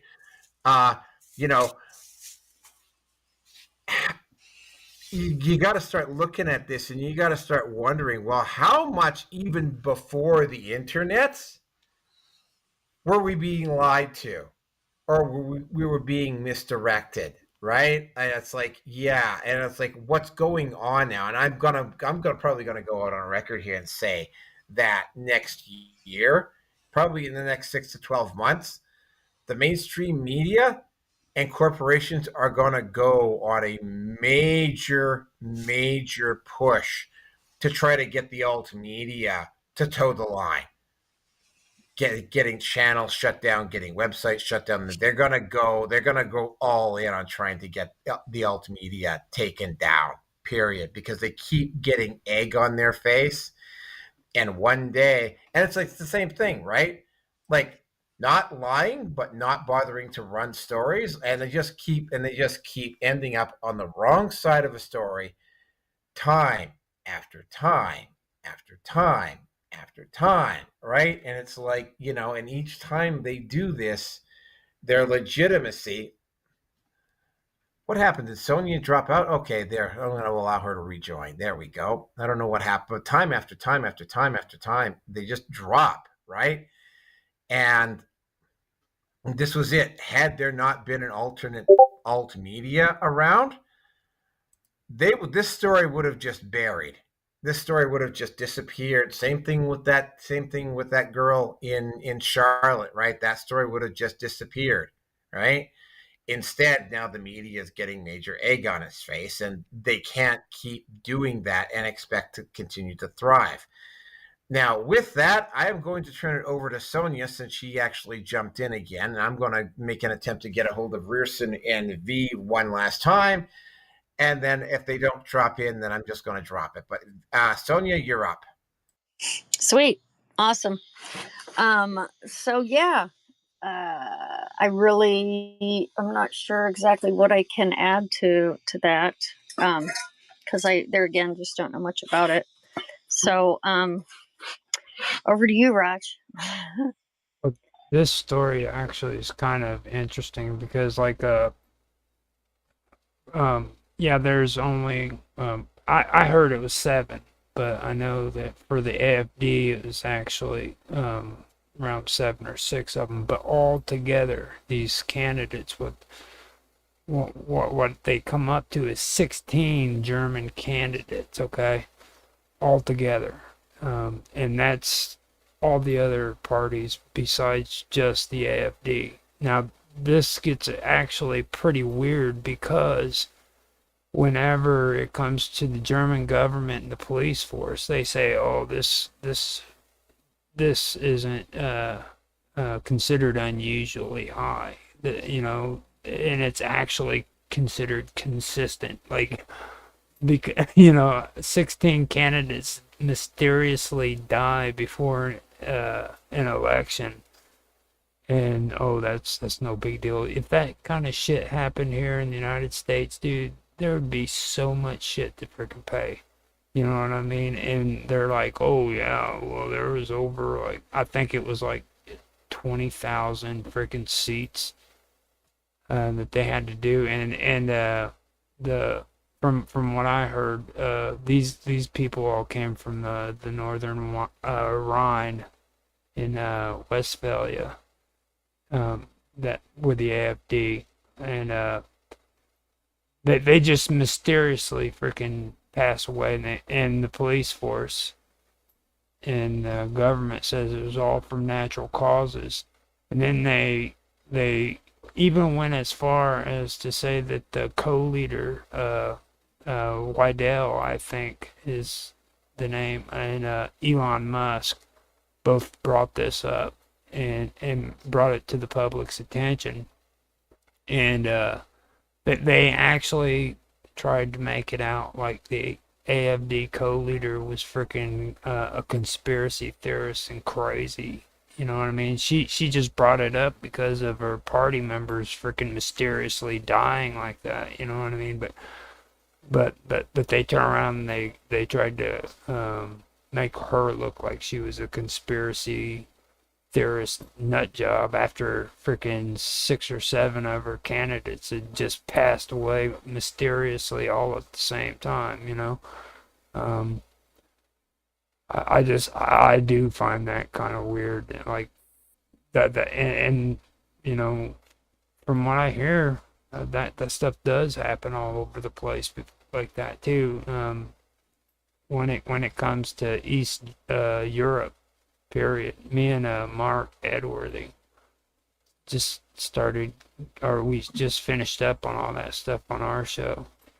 And I'll tell you what, it's kind of therapeutic because after learning about Europe from the French Revolution all the way up to now with the EU, I don't feel so bad about what's going on here in the United States, because Europe is screwed up, dude. People are nuts over there.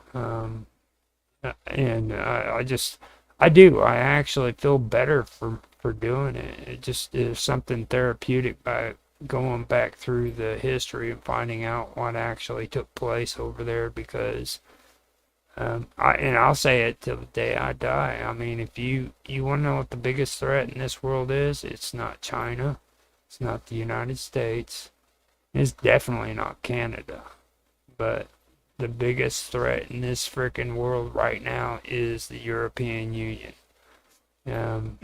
That's some serious crazy shit. So with me, I'm gonna pass it on, and that there he is. V's here. Sweet. Now V is a guy I don't know if you've met yet. Have you? Yeah, briefly. Yeah, he's a ladies' man, so be careful. He's gonna try to. He's gonna try to make love to you with sweet, sensuous Okay, words. Roger, I got some bad news for you. Andrew Wilson privated his video response to the one where he reads off Lawrence Southern's email to Destiny. So unfortunately, we will never actually get to hear that. The topic right now is did Rierson get kidnapped by aliens? But if you don't feel like talking about that one, we're talking about the deaths of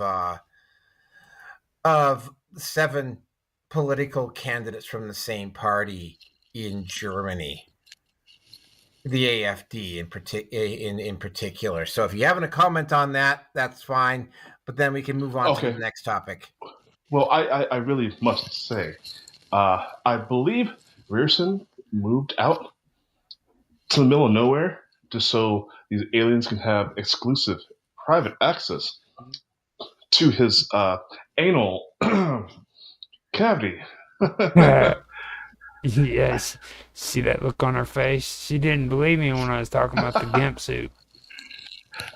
Yes. Anal reserves. He's got the monopoly on it. Yeah. Yeah, he likes giving it up to those little people in the silver suits. That's why he wears a GIMP suit. Ew. Less friction. Yeah, poor Rierson.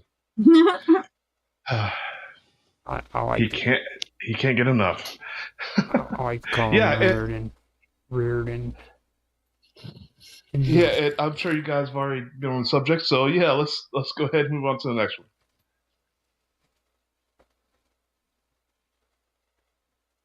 Where's he at? He ran off again. He's still trying to get a hold of Reardon or Rierson. Yeah, okay. No, I told him he's being GIMP suited into oblivion, and it's like it's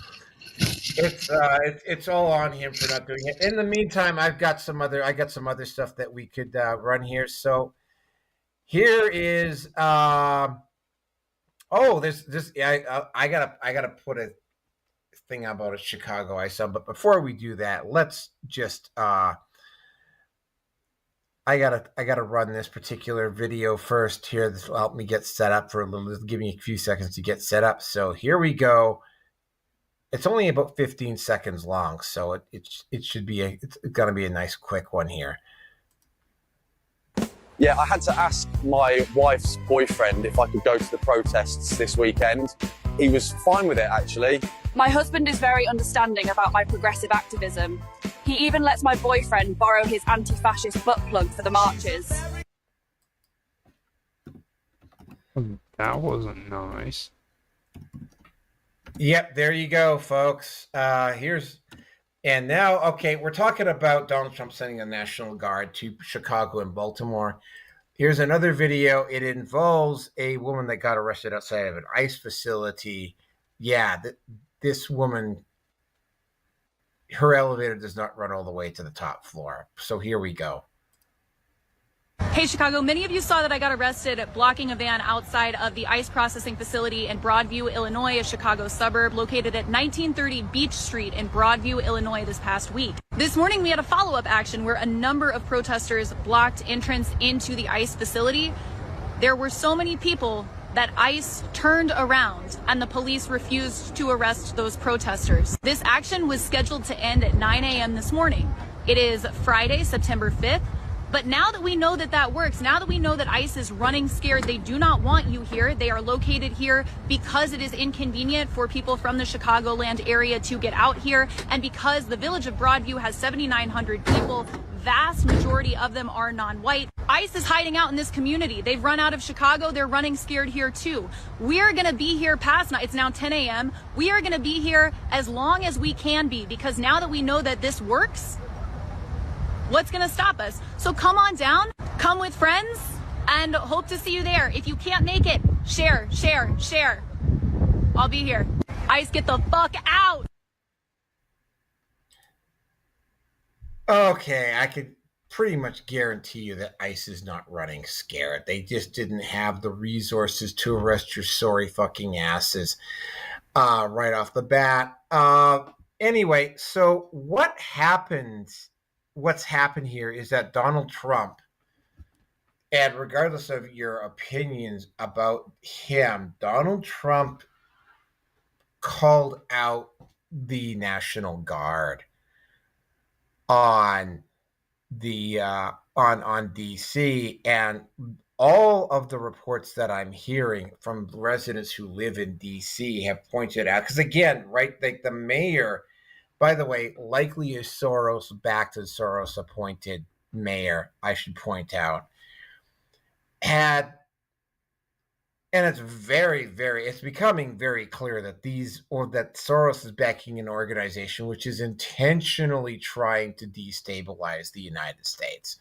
Why it's doing that, what it's hoping to benefit from doing that for, beats the hell out of me. But that's exactly what they're trying to do. And, as soon as the National Guard got sent into DC, the crime rate dropped off significantly. And there are certain other cities, and usually these cities are what we call deep blue cities in blue states. So Portland, Baltimore, Chicago, LA, San Francisco, Philadelphia, New York City is another one. Boston. There's a few of them out there, right? Deep blue cities and like literally everyone. Pittsburgh. Oh, Pittsburgh doesn't seem to have the same problem for whatever reason that Philadelphia does. All of these cities have a long history now of ignoring a very. By the way, this is not just applying to the United States. Toronto and Vancouver also are running into this. We've also seen a little bit of this here in Edmonton as well, because we have an ex-Liberal MP cabinet minister who is currently the mayor, although he's not going to be the mayor. There's an election coming up, so his term is basically running out.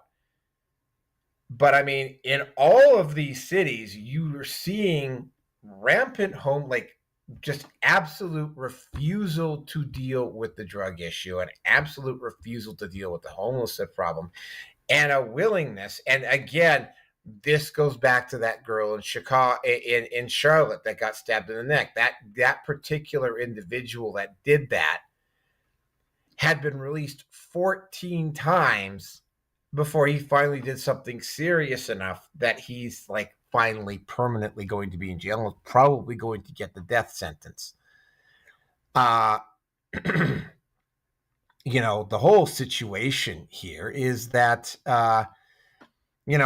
he did it in DC. He's looking at Chicago. And by the way, Chicago is corrupt as fuck. I mean, we cover, of all the major U.S. cities that seem to have a problem, we could, same thing with Lori Lightfoot and now with Brandon Johnson.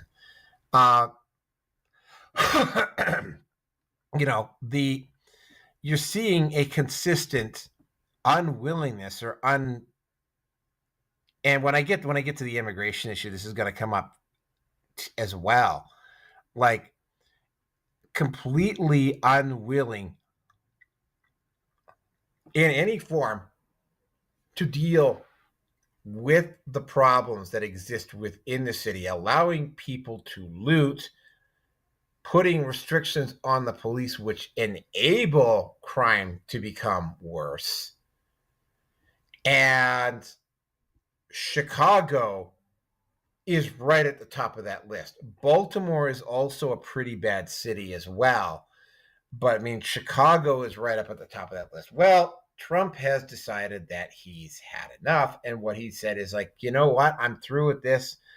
I'm going to send the National Guard to Chicago and Baltimore. And he also floated out the idea, and this shouldn't come as any surprise.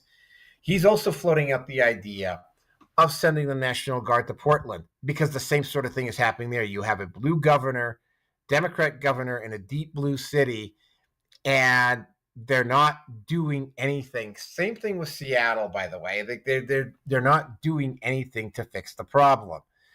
And Trump, when he did this with Washington, D.C., he was firing a shot across the bow. Because I've seen enough of how Trump works now to kind of figure out what he's like. What he'll do if he's going to do something is he will make a statement. He will fire a shot. He will fire a shot across the bow. And if you don't read the room and you don't clue into what the fuck Trump is talking about or what Trump is going to say he's going to do, and you keep doing what it is you're going to do, then Trump brings out the hammer and he lowers the boom on these individuals. And that's exactly what he's doing. He's basically shot the first shot across the bow. Now, there's a little bit of a protest in Baltimore about this, but Brandon Johnson just absolutely lost his shit in Chicago. There is even, and I have to actually laugh at this because I've talked to police officers that have worked in places where there's a lot of gang activity. And there's also like not so much here in Edmonton, but in Vancouver, there's also a lot of gang members as well. And what I've noticed with gang members, and this is something that's been confirmed by cops, this is people who've had to deal with gang members over the years. Gang members, not very smart, can't fight, can't shoot. The only thing they've got is basically they've got numbers, and that's it, right? So there was one idiot gang member in Chicago who actually made a statement to the government saying, yeah, come on in and we'll deal with you. And it's like, no. If it came down to a fight between street gangs and even the National Guard, it would be very one-sided and it would be over quickly because these guys and most of these gangs, most of them don't have military experience and most of them can't fight or shoot worth shit. And they definitely don't have military structure. And that's just the National Guard. Can you imagine what it would be like if it was actually regular armed forces troops that they'd been gone up against? They would have been absolutely massacred. But yeah, this gang member actually said it. Now, apparently his ass got busted right away when he said it. But I mean, they still tried it anyway. Yeah, so you saw that unhinged lady on that video, right? And again, when I get into topic number 7 about the immigrants, you'll see that there's a very clear political and financial incentive to not do anything around this issue in both Chicago and Baltimore. And what Trump has figured out, which is why he said that, why he told the banks to lay the fuck off this political-based debanking that they've been doing for a few years now, is that he's basically going to these cities and saying, that's it, man. Like, your gravy train is ending. Like, you fix the problem in your city or we will fix it for you. Biden's not in charge now. I am. And if you don't want to do it, then we'll send people in and they will do it for you. And Brandon Johnson is apparently hanging on by a thread. But yeah, there's a lot, like Chicago is, which by the way, kind of made that whole situation with Juicy Smollett kind of funny, right? Because it's like 2 white guys walking around in hoods with MAGA caps on in the neighborhood that Juicy Smollett lived in would have been absolutely outrageous, especially at that time of night. And it was like, Trump has, and there is a conspiracy theory element to it. Create the problem, provide the solution is what I've been hearing a lot of conspiracy theorists talk about here. And you can't just dismiss that. I have heard stories about basically Donald Trump just being the other wing of the bird. And it's like, I have to admit that that's actually a very legit possibility when it comes to Trump.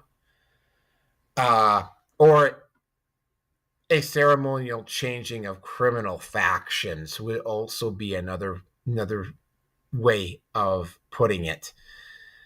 Yeah. Trump clearly has a lot of support for what he's doing, regardless of whether you like him doing it or not, and whether there's a bunch of conspiracy elements to it. And when we get to Roger, I'm pretty sure Roger's got some stories about Chicago.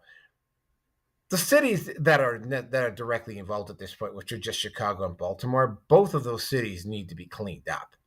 In fact, it's not just Chicago and Baltimore. It's like I said, Portland, Seattle, San Francisco, Los Angeles, Philadelphia, New York, Boston, and even and let's not forget Detroit. By the way, yeah, let's not forget that Detroit at all. And then, of course, you've got other places, which are St. Louis is another one, and you've got all of these cities where you have, and that's the reason why he's basically going after Soros to a certain degree, because he's basically cutting off the money for the financial pipeline that's been enabling Soros to do what it is he's been doing in these cities. And now that he's done that, now he's going after the actual individual cities. And he's probably, and it was fairly easy for him to pick Chicago as an example, because Chicago has such a massive degree of corruption that they make for very easy, low pick hanging fruit. And with that, oh, it looks like Sonia's not here, so I'm gonna let V take it over for a bit. So V, you're up. Yes. Well, I so I want to add on here where I can, and that's about the gangs. So I can tell you, these guys are shaping up. I mean, I'm seeing videos, where these guys are rolling in 3-man teams, rolling up, hitting Brinks trucks, and they're out and never caught. These guys are these gang members. They're shaping up. They're getting very past militarized. They're getting hyper specialized, like SEAL teams. I mean, once they got a target, they're planning. They're in. They're out. So when it comes to like shock troop type of stuff, I think they would be very hard to deal with as far as National Guard is concerned. Especially some of these guys are getting hardware that's just amazing. Modifying their own hardware. They're force multipliers. And I can't you can't generalize. And we say they wouldn't have a chance. You gotta, and that also depends on what's at stake, what's on the line. I've heard of some of these guys setting up kill boxes, for these feds that just like to rush up in the house. They're in a cage, trapped in a cage. They don't even know it, and they're being blasted. So when it comes to strategy, some of these gang members, when they know it's time to ride or die, they become very serious. Oh, I'm not saying that all of them are that they're all stupid, can't shoot, can't fight. There's definitely individuals in the gangs that are. Those are the exception rather than the rule, though. Well, the ones that can't shoot, can't fight, those are the posers. Those are the street pushers. The real hard ones, you don't even see, because they don't come out the house. Oh no! So there's that next level up. The soldiers know what they're doing, but they have to use those very strategically and very carefully, right? Those guys are only called out. Those guys are only called out if it gets serious, right? Right. But I mean, there's also this concept called the Brazilian solution, which is potentially what's also going to potentially be on the table for the United States government if gangs get too large or too big. What happens in Brazil is that if a criminal organization starts getting too big and starts gets in their head about being that they're going to turn their particular neighborhood into a tiny little nation state, what happens is that Brazil has got a specific anti-gang unit that they will insert into this neighborhood, and they will very conveniently take out the entire leadership of that gang in one day. Like the gang will be there and then it won't be there. Chop off the head. Right. You know, I mean, that's potentially a solution if a gang gets if you get a leader, you get a leader inside of a gang that's getting too big and starts carving out like a little mini country. It's like, yeah, that's what will happen. I mean, they don't like talking about using the Brazilian solution, but I mean, had Soros not had Soros been allowed to continue doing what he was doing, that's probably where it would have gone at some point. In fact, it still might end up going that way. But anyway, are you done here, V? Because we want to get Sonia in to talk about this one. Yeah, let's let Sonia talk. Go ahead.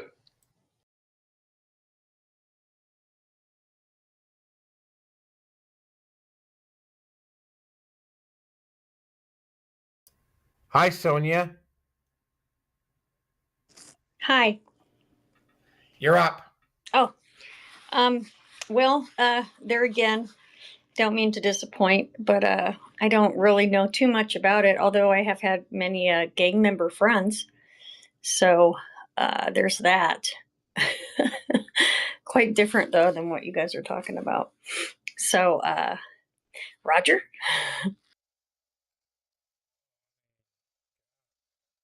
The thing that really disturbs me about all this is, like, first of all, I don't support Homeland Security because I remember when it was actually formed back after 9/11, which is kind of cool today because before I came on this stream, I was able to talk with a guy by the name of MC Dirty Work in summer in Austin about 9/11, and then we started talking about this on here, I guess. But when it comes to Homeland Security was installed, and they ended up waiving a lot of rights so that they could justify going into Muslim families' houses and abducting them and taking them to Guantanamo Bay. And that didn't matter if they were guilty or if they were suspected of being a terrorist, period. They were taken down there. So innocent or not, they got taken down there. And then, of course, a waiting list actually started building up. So innocent Muslims had to sit bent down on their knees with a freaking hood over their head, waiting before they could freaking be released because they weren't guilty of being a terrorist. This is what resulted because of Homeland Security and because of the shit that they pulled. Everybody thought that it was okay whenever they decided that they were going to start using Guantanamo Bay again in order to do their supposed, deportation thing. Then, do you want to know why that is? No, I don't. The reason why I'm bringing this up is because I was just mentioning earlier that this is an escalation. We just had an issue happen yesterday where a man was murdered at a frickin' rally, okay? And the reason why that happened is because of shit like this, okay? And it doesn't matter which side you're on. It doesn't matter. The fact is both sides are doing it, and it's escalating. Yesterday, or the day before, I believe it was, a man got on the frickin' television and was frickin' celebrating the fact that another man was frickin' murdered in public. Like it was a great thing that just happened. And then what did the group do that frickin' supported this man that got shot? They turned around and they started shit talking rather than mourning the man's death. Okay? That's wrong. Period. You can jump on the boat and fucking do all that shit all you want, but those are the facts. That's what happened. And why did all that stuff start? It's because these people keep pushing the envelope. I'm disturbed by the fact that I live in a country that's supposed to be founded on constitutional law, and it's been freaking hijacked by nationalists and socialists. Okay? That's why it really gets me. And a nationalist government doesn't belong in the United States at all. Nationalism is freaking what started freaking World War One. Okay? That's what started World War One. And I find it very disturbing that a lot of things going on today is the same stuff that happened back during the 30s, like Naroki was talking about. What started World War One was an assassination on a guy freaking in a country, a small country.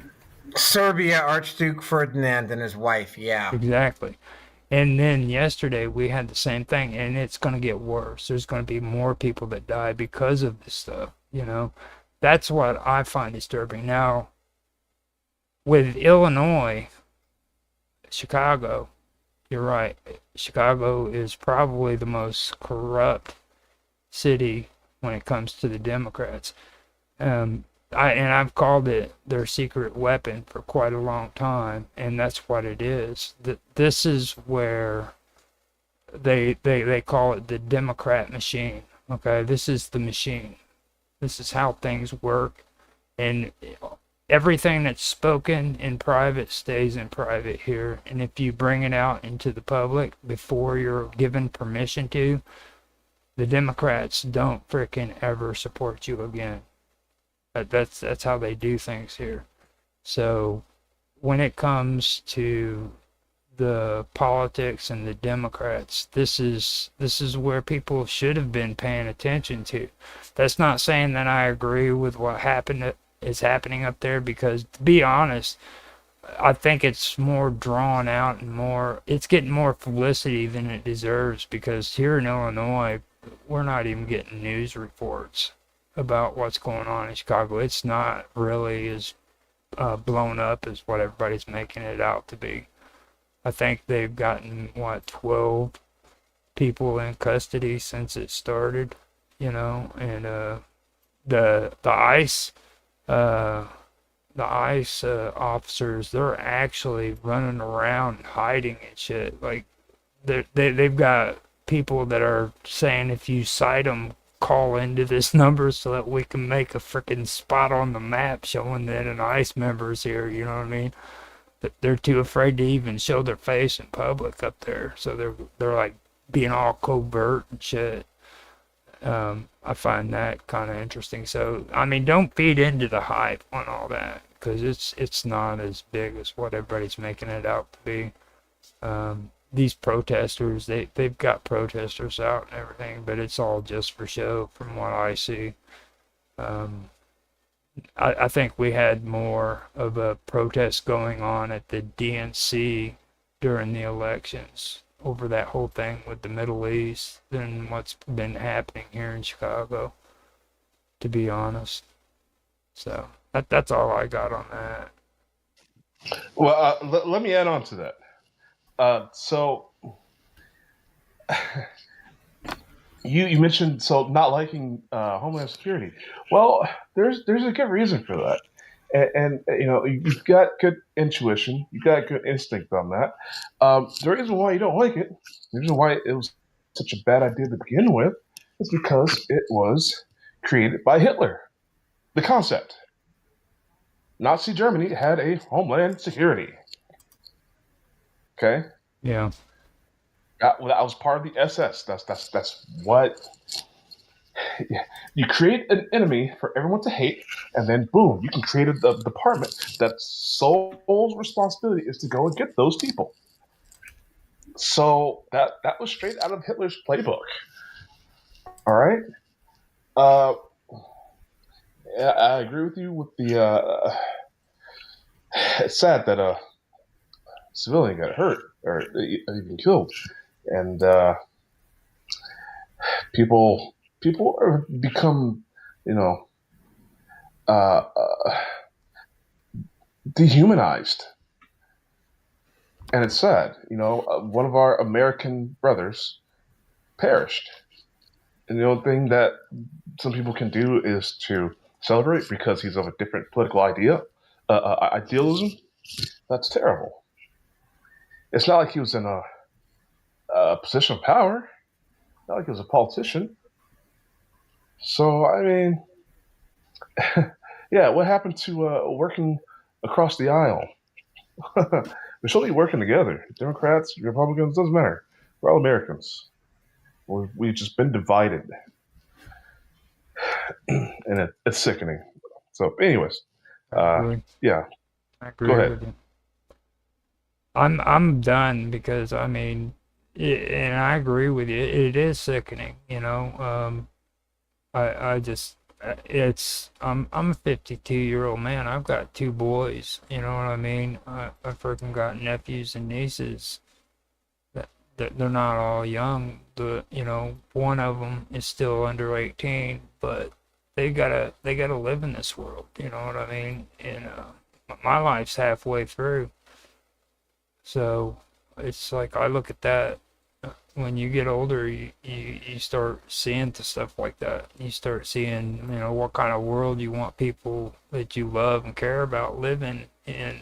And I'm gonna tell you right now, this is going to turn out to be something people aren't going to like. That's all I got.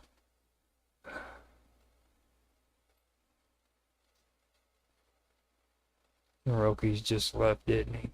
He gets sick. No, I'm here. He gets sick of all my woke commentary. God damn it, dude! Your stuff is far from being woke. That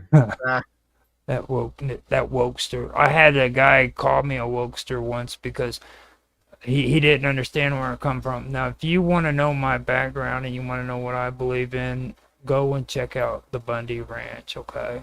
If you want to know what the truth is, check out the Bundy Ranch. And then after that, why don't you take a real deep look into what Jade Helm was and what it is about and what's going on today. You will understand me 100%. Don't expect me to be a cheerleader for any kind of government, any kind of freaking president. I don't give a damn what their political party is, okay? These people are here to lie, cheat, and steal from you, and that is all they want to do. They don't care about your ideologies. They don't care about your beliefs. They don't care about what you need. They want to take from you, and that's it. If you want true government, get rid of that National Guard and get a fucking militia going. And that's that's what you need. You need a militia. You don't need no National Guard. That's just a state-sponsored freaking form of national or militia. That's the government regulating your militia for you instead of you doing it yourself. Right. That's all I got. Okay, well, while I have the chance here to get loaded up with Jair Bolsonaro here, I will post up a couple of videos for your entertainment once again. This one is called Equal Pay. Oh shit. Equal pay for women. Equal pay for women. Gender pay gap? That's right. What if I told you that on average the male full-time employee works more hours than a female full-time employee? We don't need your man statistics, okay? We're talking about equal hourly pay gap. Men make more than us. And if I told you a woman earns the same hourly wage as a man, would you guys still be protesting about the gender pay gap? There's jobs that only men can do and we're not allowed to. Yeah. Like what job, for example? Like garbage man. It's literally in the name, garbage man. Well, what if I told you I can get you and your lady friends a job in garbage disposal? Would you like that? Yes. Yeah, we'll do it. Perfect. I'll pick you guys up here tomorrow at 4 a.m. Okay, great. We'll be here at 4. Baby, just listen, we'll take some cute stories. We'll make it look like we're, I don't know, doing something for the planet. Okay. It'll look good. You gotta pull more. We're not getting paid enough for this. But you're getting paid the same as men. Yeah, but we should make more. We're women dragging garbage. That's discrimination against men. That's not cool. Yeah. What? This broke my nail. I'm done. I'm done too. Sorry, buddy. I'll find some gas. Cool. I'll listen to my back. Yeah, yeah. I got it. And of course, the next one. Here we go. They were given your job before they were even born. Their pronouns are a 12-word manifesto you're forced to memorize or get canceled. They got promoted for checking every identity box except qualified. Their therapy dog is queer, vegan, undocumented, and identifies as a squirrel. They've sued a more qualified man who was hired instead of them and won. They lost track of their actual gender nearly a decade ago, but it's always the opposite of what a person assumes it is. They have absolutely no real-world experience in manufacturing, maintenance, or production, but still get hired on as an engineer. They're the lead runner in a track team despite being in a wheelchair. They talk about the importance of diversity, despite only repeating the same ideas as everyone else. When they talk to you, they are mentally ticking boxes to see if you meet their criteria before responding. They never show up to work and still get promoted. Their work always flops, but Hollywood keeps hiring them for some reason. Their race and gender is so ambiguous, Sherlock Holmes died trying to solve it. They work from home and still complain about the work conditions. They still think black people built the pyramids. They is the most DEI person in the world. I don't always drink, but when I do, it's on the job and I never get fired. Stay incompetent, my friends. And there we go, folks. So that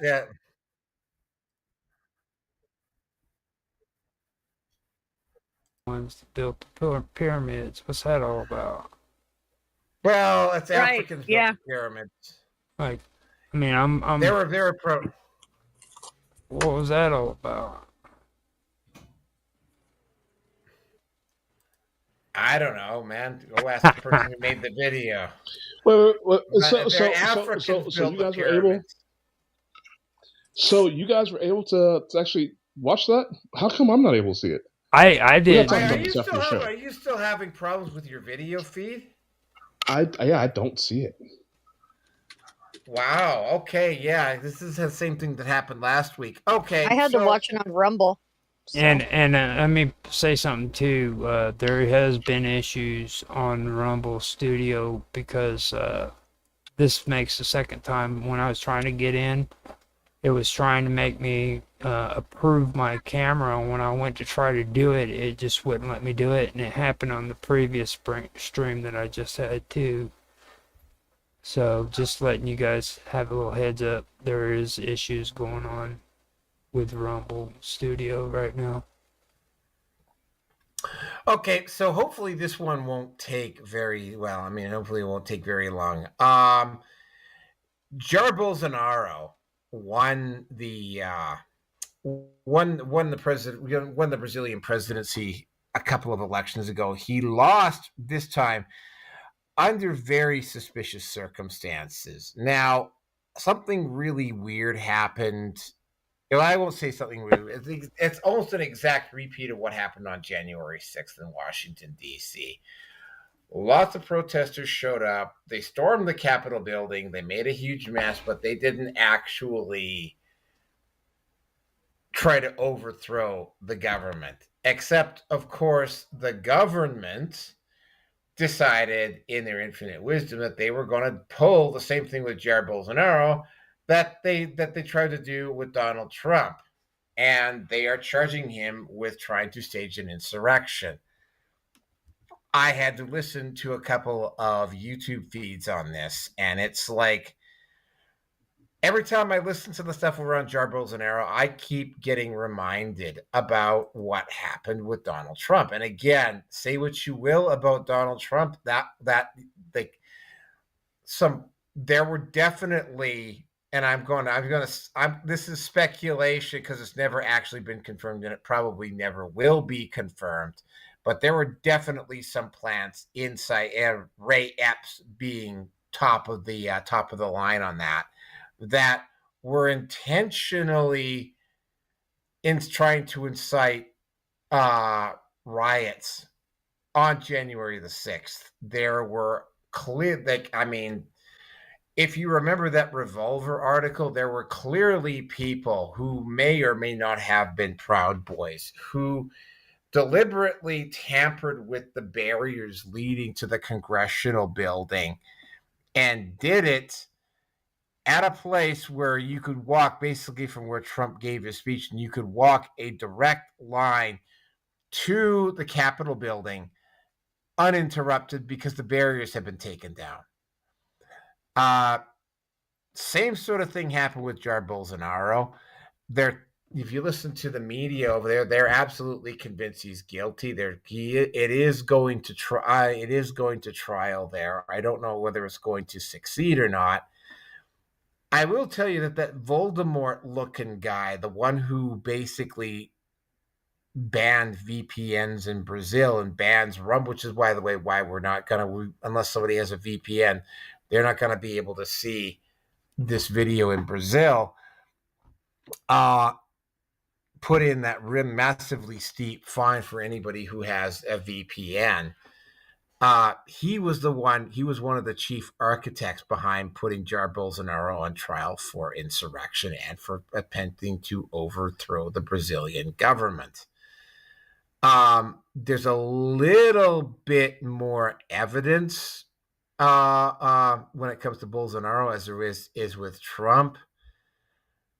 However, again, right, because again, I don't speak Portuguese and I don't know what the language was. Is it possible that Donald Trump maybe had the same conversation? Because I mean, it looked a lot like with Brazil, like the election had been fixed the same way that the 2020 election in North America had been fixed. So in the United States had been fixed.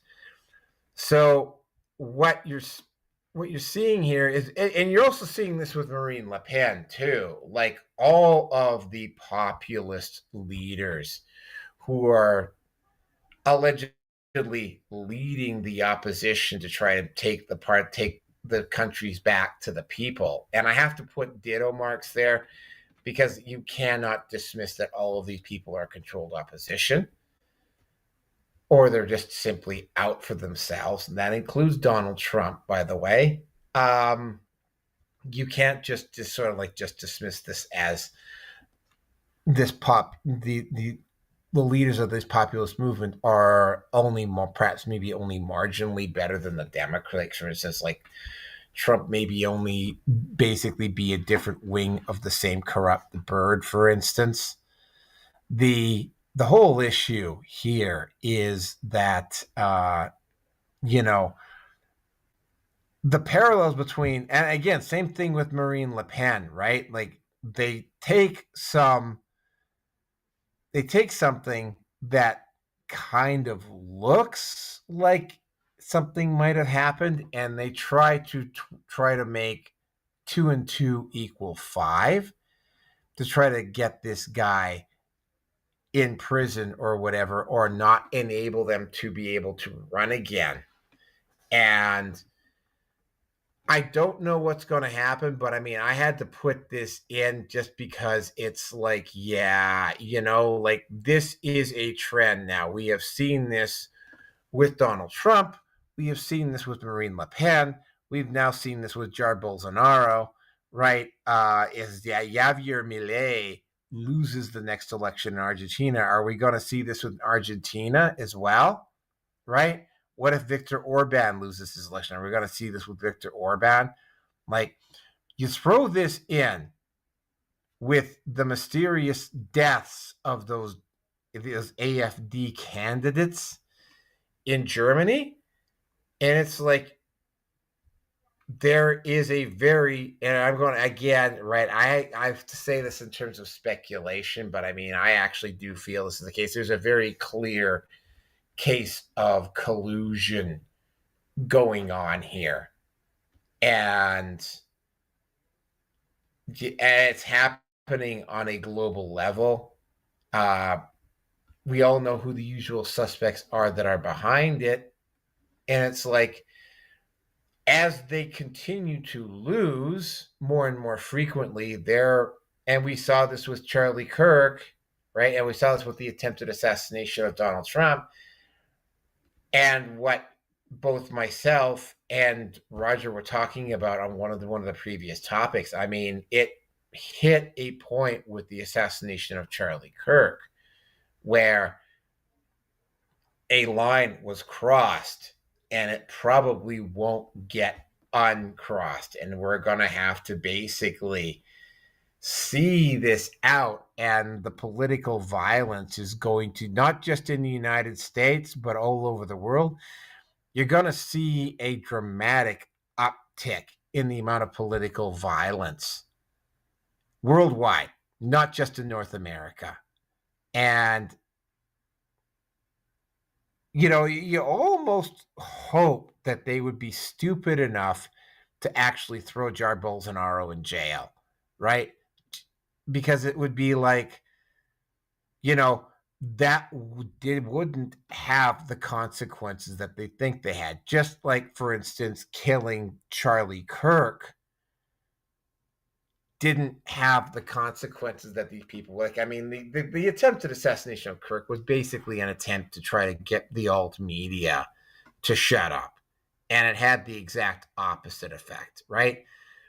Another individual that, I mean, here's the ironic part when it comes to Charlie Kirk, too. If I was going to pick a guy who was potentially going to die violently, and die at the end of a die violently, I mean, I would have picked someone like Andrew Tate to end up dying violently, but it was Charlie Kirk, right? So, I mean, it's like, you know, they think that doing this is going to stop what's going on, and it won't. In fact, it will probably galvanize people even further.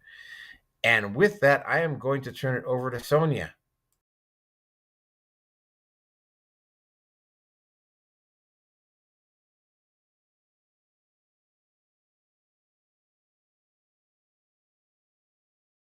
There you are. Okay, Sonia, you're up.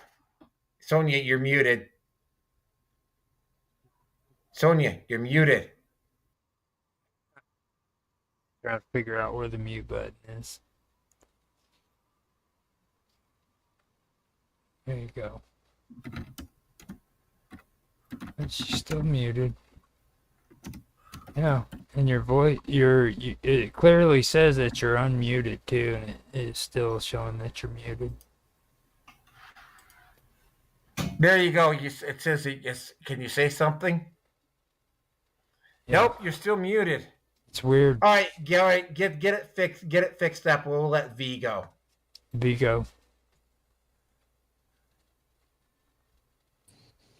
No, Vigo. That's what he picked up on it. You know what I'm saying? It's like freaking Vigo. It's Vigo. Vigo. No. We'll let Vigo. Yeah. You know, and just something that's said there. You know, people is getting more violent, and you know, there's always the prediction of that.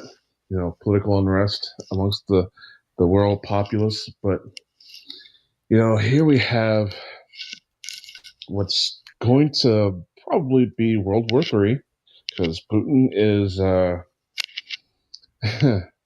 Putin thinks he can take on the world. I think he's ready. He has his allies: China, North Korea, and Belarus, and I maybe some people in the Middle East. I think he's ready to challenge the hegemon, right? The imperialism of the West. The U.S. world police, and is ready to take on that. And so we have so much time here that has passed since World War II. There's hardly, if any, World War II veterans alive, so we don't have very many people who can give a testament of how bad it was then and why things are going wrong now, why things are bad now, why things shouldn't be, you know, why we should be going to war now. We don't have any of that extra insight anymore. Okay, in these developing situations. And I believe that's by design. Because you got to understand, warfare is, it's not just two sides hating each other and going into each other's throats. That's what the elites want us to think it is, but it's not. Okay, warfare, as the humans do it, it's it's a it's an occult ritual for power. Okay, what you do with the circle? Okay, the drawn circle. You cut a chicken's throat and offer it up as a sacrifice and for power, okay, or some sort of favor, right? Well, what's the difference? You throw a bunch of people, 5,000, 10,000, 100,000 people on the altar and sacrifice them, and guess what? You have more power, right? You have less people challenging you and more power. So it's just a ritual for the elites, and I really wish we would stop participating. Because I don't care what Mohammed is doing in his field. I mean, he's probably farming, trying to feed his family. Okay, I'm pretty sure he doesn't care what I'm doing. Okay, I'm pretty sure of it. But it's the leadership. So we should be throwing these guys in the ring with each other. Our elected officials. Hey, here's a MMA cage. Hey, Trump, Putin, get in there. Whoever comes out alive wins. That's why we should be doing it. Anyways, that's my spew on that. I didn't really have anything, but go ahead. Turn. Is it mine? Hold on a second. Sonia, did you get your sound fixed yet? I think so. Yes. Yep. All right. You're up. Fantastic. Yeah, I kind of agree with what V was saying. Actually, I do agree with that. It's like a big show for sure, and it really sucks that people have to suffer because of that. Yeah. So, Raj. I wanna read a list of things to you guys. So this is something that me and Mr. Robot and Mark Edworthy went through on May the 1st, 2025 to kind of give you a hint of what's taking place here, kind of with things going on in the world concerning this particular, with especially what Naroki was saying on a global level. Okay, this will kind of makes it a little bit more sense. Okay, Mr. Robot's real good at keeping up on this stuff. So, what he did is he made a post and he named it the populism on the rise. Okay, and this is some of the stuff that's happened. Populists are gaining power and keeping it. All right. Now, in France during this time period, populist right-wing politician Marie Le Pen robbed of the presidency with embezzlement convictions. Then you had French conservative rights that stole Le Pen's playbook to chase far-right voters. Okay. After that, you have a billionaire aims for the successful exercise of power at the earliest opportunity. This is going on during the topic that we're having, but then it goes into Belisario accused of a coup. Now, with that being taken into consideration, you look at the Romanian elections, okay? His name was Colin Georgescu. He was a populist, and after heavy persecution and raids, he was banned from running for president in what was called a globalist coup. Okay, they literally robbed him of the right to frickin' vote or to run for president in Romania because he was a conservative, or he was a far right conservative. Now, Romanian regulators previously called TikTok suspension to quell populist uprisings. They also wanted to ban TikTok because of a populist uprising that was taking place in Romania. All right.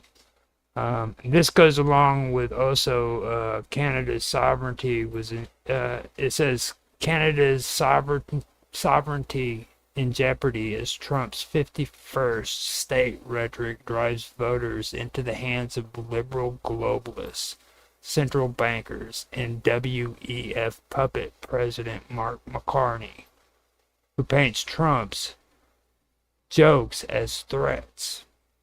Okay. Then Carney to lead G7 fight against Trump's tariffs. Okay.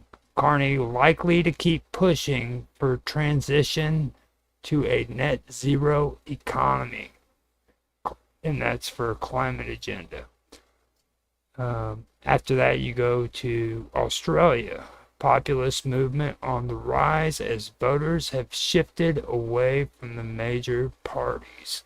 Likely not enough to shift power away from two-party politics. The options are Liberal parties, Anthony Albanese, a globalist puppet, and then Liberal Party, Peter Dutton, ex-ASIO, CIA, corrupt warmongering liar, and he supported Israel.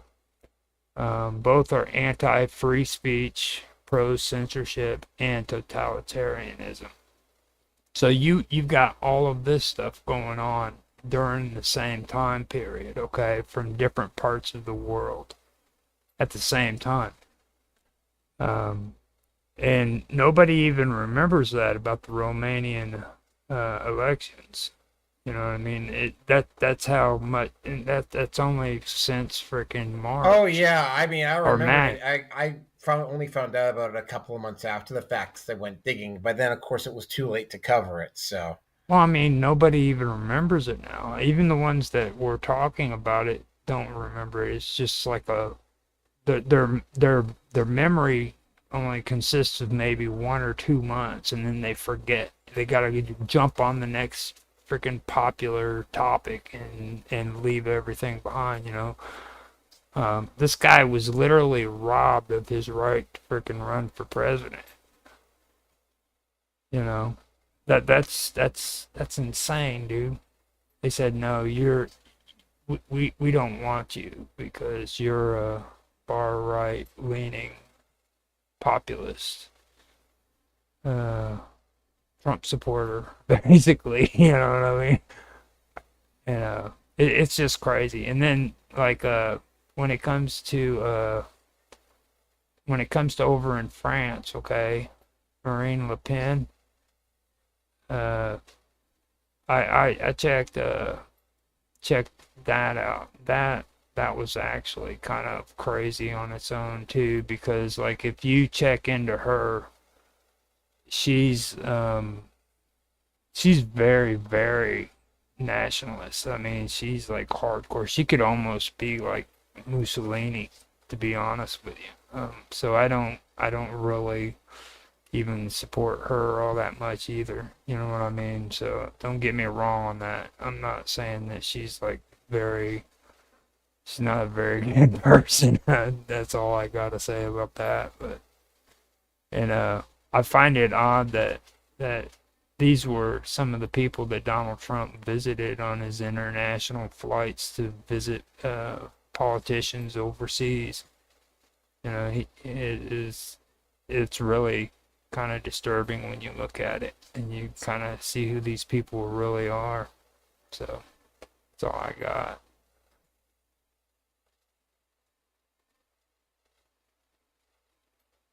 Is anybody there? Forgot to unmute myself. Yeah, very, very interesting and disturbing times we live in, for sure. All right, let's move on to the next one. Jesus, we're over 3 hours now. I guess that, I mean, and to think about it, man, it was like that Charlie Kirk thing, even though we're only supposed to briefly talk about it, that lasted over half an hour. Yeah. Okay, so the next topic is, oh, wow. Okay. What do you talk about autistic individuals in Hollywood not able? You were just talking about nationalism and everything. And it's like Apple TV came out, and they have Jessica Chastain starring in it. It's a woke as fuck TV series coming up on Apple TV known as The Savant. Now, you may want to be sitting down for this one because, like, boy, do I have some stuff to tell you about this one.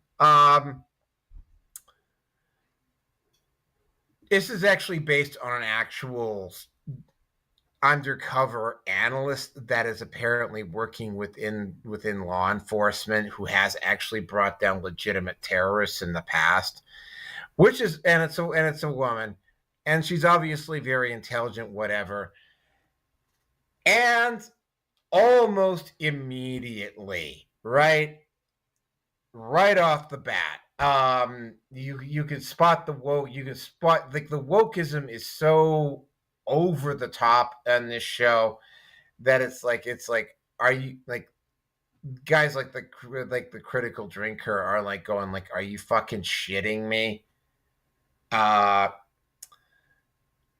She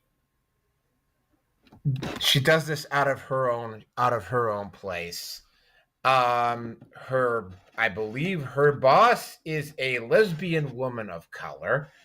All of her bosses just happen to be women, and the males that do work in that environment are either incompetent or not very smart.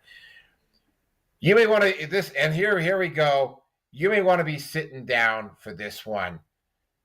She's in a mixed race marriage and has mixed race kids. Yeah. You could just see it coming down. You just see it coming down the pipe, which of course would have been okay, except of course, that every single person that they're marking off as quote unquote terrorist just happens to be a white conservative male. No, I am not lying. That is exactly what happened. I mean, like, the woke elements in this story, in this TV series, are like just absolutely clueless. To quote the critical drinker, it's like, can you not see what's happening? Like, Jesus fucking Christ, like, read the fucking room. Like, this sort of shit is it's not going to fly anymore. But no, Apple TV just went ahead and did it anyway. And it's not getting review bombed as bad as Cleopatra was, because Cleopatra was just fucking awful. And of course there was also that Christmas movie that came out a few years ago that had Seth Rogen and another, I can't remember her name, Sarah Silverman, doing voiceovers for this cartoon series, which also ended up being woke as fuck. It's not getting review bombed as badly as those two series were, but it's getting absolutely massacred. I'm going to say this now. Could it end up being one of those rare exceptions to the rule, like, say, Handmaid's Tale was, right? Where they happen to have a showrunner and an executive producer, whatnot, that had the good sense to keep the woke shit down to a minimum and show and not tell and not get too preachy, which apparently, even in the trailer, this particular TV series doesn't do. Again, it's not as bad as Ironheart or Willow was, but I mean, it's like, Yeah, this one's got failure written all over it. And what really, really gets a lot of people just like causing them to face palm over this, it's like it's coming out at a time when even the thickest, stupidest people in Hollywood are starting to figure out that woke does not fucking work. Engaging in white hate doesn't work. Demonizing somebody for their political opinion doesn't work. Now, is it possible that this might actually be a good series and that they will be able to push past that stuff the way, say, A Handmaid's Tale did? Yes, it's entirely possible that could happen. Statistically speaking, is that going to be the case? Yeah, probably not. That's just my gut feeling on the issue. This series has got massive flop written all over it. But again, right, I could be wrong. And with that, I'm going to turn it over to Sonia. Why do you say that? I think I know why you say that. Yeah, Well, I this do. one actually, I know a little bit about this one only Oh, you because I do? have been watching Netflix, and I've seen the. I mean, I've turned off shows. Like there was one with Seth Rogen and some not Seth Rogen, the other fatter dude that's not fat anymore. Sarah Silverman. Wait a second. No, He always that plays with Christmas. Seth, that guy. Oh, wow. Black. Jack Black. No, The I guy- love Jack Black actually. If he's woke, I Yeah, probably he's slap myself. I'm sorry. The guy from Wolf from Wall Street, right? That's the one you're talking about. I don't even know about that, but he did the comedies back in the day with Seth when he was fat. Yeah, I know the one you're talking He's about. a Jewish guy too. I Pretty can't sure. remember his name, but I mean, Can't I'm either. gonna look it up here for you because I know Yeah, he was in well, Wolf of Wall Street.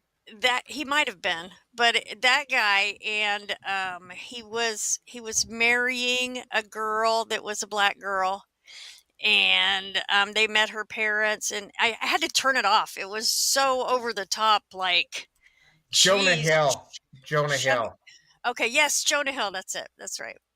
But yeah, they were just shoving it down your throat about this, and they're just making it seem like it's totally normal. Like, so did you get your vax yet? Oh yeah, okay, cool. And then moving on, like they throw it into all these movies. Like it was just that one. That's just too much. So that kind of relates to what you're talking about a little bit with that. But yeah, it's like they're all making new movies.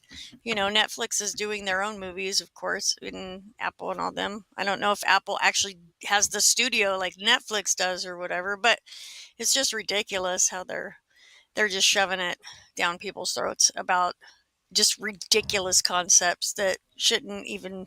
You would figure that the actor or actress or whatever would know better, but they don't, or they get paid a lot, whatever. So that's what I got. V. Oh, you already know my stance on this. You know, if the setting's ridiculous, hey, you're not trying to push it off as like, I don't know, history or current day events, something factual. You know, I say let it go, let it slide. We shouldn't be having certain policies politically in this world.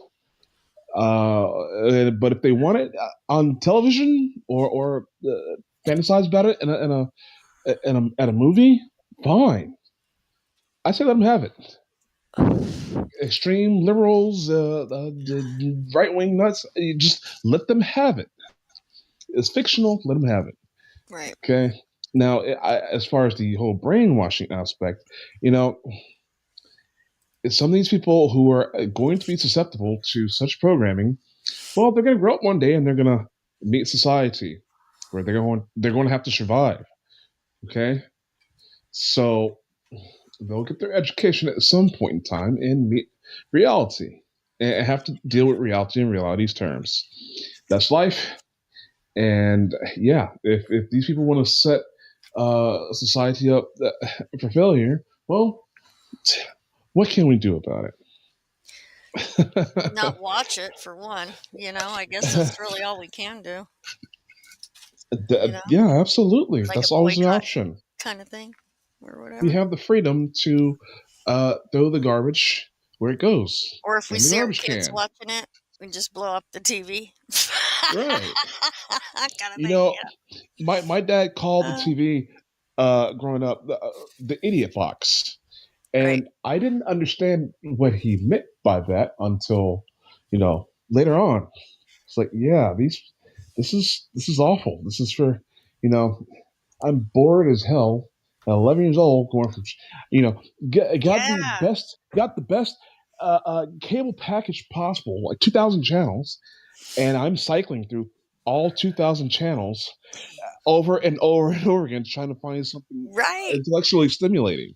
when I was a kid, about 11, like you were saying, actually maybe even a little bit younger, but remember those TVs that had the dials on them that you had to manually click? Well, we had Yes. like 5 channels. I grew up in Vegas, and there was that bottom dial that had like, I don't know, over 100 numbers or something, but they were in very small increments. And if you turn it on one of the spaced out channels, like you could like sometimes get another channel in if you turn the dial like for an hour. I used to love doing that. Yeah. It's called Find the secret UHF. channels, Yeah. Yes. Yeah. Stuff UHF. like that. VHF, UHF. Yeah. It was right Yes, I when they had came one of out those with growing up VHF. as well. Love it. Yes. Or UHF, yeah. Or the new one they came out with. They had Now- one. I think it was UHF. Yeah. Now you're showing our age here. Right. Saying too much. Keep it But quiet. yeah, that was the highlight of the watching of the TV rather than the actual what was on TV. Trying to find a mystery channel was the exciting part, Of course, I was sitting like right in front of the TV. I didn't know any better, when I was a kid. Right. Yep. So. Okay, Roger, Well, I'm you're done. up. Go ahead. Okay, Roger. Okay, so first of all, nothing's gonna change on that because this is California we're talking about. Okay? Hollywood is located in California, so there's no hope for any of that. No. Abandon hope, all ye who enter. That's right. Because like when you go to California, they've got an old saying: you go in on vacation, you leave on probation. Okay. there's a reason for that. Dude, the psycho put a freaking restraining order on me when I was the one trying to keep her away. Yeah. Yeah. In California. Yeah. I'm not going back anytime soon. California is not the place to go to at all. And why the hell are you watching that show in the first place is the question for me. You know what I mean? Because when I was younger, it was okay for me when it came to like watching 2 lesbians kiss. You know what I mean? Freaking any guy who freaking says they don't enjoy the fact 2 hot lesbians kissing, they got some kind of mental problem going on there. You know what I'm saying? But it's like you guys said, when they're trying big old butch burly. Well, then I said hot. I said Yeah, hot. The key word there's hot. I said hot. Lesbian chick. Okay. You did say hot. All right. Okay. Now, when they push it down your throat, that's where I agree with you guys on it. Because, it's like, freaking, what the hell does Batman have to do with freaking his niece freaking being a lesbian in a lesbian relationship? You know what I'm saying? Right. Exactly. But they want to add that in just in case, and then they want to take Doctor Who and switch it over for a lesbian freaking Doctor Who. Come on, dude, seriously. It's like you and they did that on purpose because everybody knows that freaking Doctor Who was legacy. You know what I'm saying? When we talk about legacy and it comes to sci-fi, I mean, Doctor Who was above freaking Star Trek. And I'm not a Star Trek fan, just to put it out there. No dignified Star Wars fan would ever watch freaking Captain Kirk. But it was a legacy show. You know what I mean? And Doctor Who was above that. And then what did they do? They go and replace Doctor Who with a lesbian chick.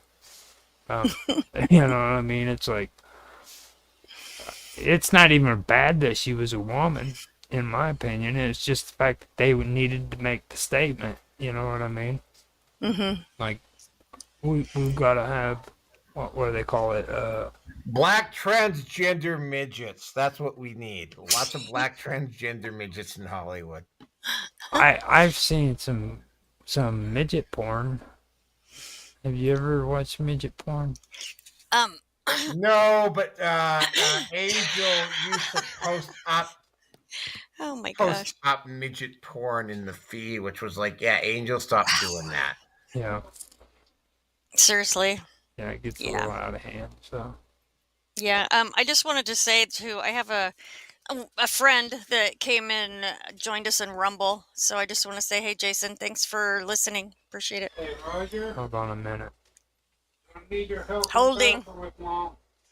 Yeah, baby. Yeah. So, yeah, definitely. That's the whole. Yeah. So apparently, everybody has left me here all alone. Sweet. Yeah, So, no, Jason, we're just okay, as crazy as Sony's been telling you. You guys are pretty sane for the most part, you know? Saner than a lot of folks. Yep. Anyway, is that it? Are we done with this particular topic so we can move on to the last topic of the night? I think so. All right, let's go. Last topic of the night. Oh, wow. Remember I was talking about Soros and the money pipeline and everything about that? Well, as they've started cracking down on these illegal immigrants. By the way, one of the things we will be talking about next on the next show is the fact that they've managed to get into Japan enough that they actually had a prime minister that was going to attempt to blow the borders open, like open up the island to lots of immigrants as well, like they had over in Britain. And he was forced to step down. But that's not what we're talking about here. When you see a story like this, and I just got to point out, there was a Hyundai factory in Georgia that got busted having 475 illegal aliens working at it. All Korean, by the way, which means that they had to fly these people in from Korea to get them in here. Over half of its employee staff. And you take a look at this and it's like, and you're starting to realize that, I mean, like that whole ICE protest in LA was quite clearly AstroTurf, which is probably one of the reasons why Trump has decided that it's time to get a little heavy-handed with George Soros. But I mean, it's as you're going through, for instance, in the field that I work in, right? Like, there's a lot of new companies, like security companies that start up. In fact, I was talking to a friend of mine in Vancouver who talked about one of these cases, and a lot of these companies are just basically the functioning equivalent of human traffickers. They hire these immigrants to come over and work jobs, and they pay them like dirt poor wages. Or they give them shitty hours or whatever. And, you know, I mean, one of the topics that I'm going to be talking about next week is about a situation that's happening here in Canada, where it's basically nothing but outright slavery. The fact that there's no way that the managers and that the executive in the area of Georgia with the there's no way they could not have known about what was going on at that factory. Like, there's literally zero chance of that happening. You can't bring in over half your staff and have them be illegal aliens and not know. So this goes up the chain. Here's the issue, though, that brings up about this, and this is the thing that's been brought to my attention, and that caused me to think here, right? Like, these anti-ICE protests, these anti-immigrant protests, right? This isn't, and again, I hate breaking this down to, but it always ends up being this way. This isn't about protecting dreamers or allowing people to have access to the American dream or whatever. Like, there are companies, and I mean, I will briefly sum up what's happened in Canada to bring it to the point here. There is, and they found the ads for these jobs on the Government of Canada website. These jobs pay about $37 an hour, and yet they never seem to hire any like Canadians to do these jobs, right? Instead, what they do is they sell these jobs to overseas immigrants, and then they come over and they pay them what basically amounts to slave wages, and they pocket the difference and write it off as an expense. Right. And this is an effective form of slavery. Because I mean, the way they're bringing in immigrants in Canada is a bit different than what they're doing in the U.S. It is very, very clear that this thing about immigration in the U.S. and in Canada and in Britain, whatever, as well as like replacing the indigenous population, bringing in these immigrants is about economics as well, because these people will work for less money, because even at less money, they're still making more than what they were making back in Africa. And it's keeping the wages artificially low. And it's also causing, for instance, I've been hearing this complaint a lot from a lot of the homegrowns about how difficult it is to find a job right now, or even find an apartment or whatever. And a lot of that is there's a couple of reasons for it, and it's very, very clear that the protests around what ICE was doing are being funded, and they're not just being funded by George Soros NGOs. They're being funded by people internally, because they want to keep access to the low wages that come with hiring illegal immigrants. And they're willing to pay, in particular with the Democrat Party, they're willing to pay bribes to various Democrat Party, although there's probably a few Republicans in there as well, to Democrat leaders to champion their cause. And they are definitely willing to throw money at these AstroTurf protests to keep them going. For instance, there was that, and we actually, I don't know whether it was V or whether it was Roger that was on that show, that guy who worked for that one union who was seen dropping gas masks off fresh out of the box during the LA riots. And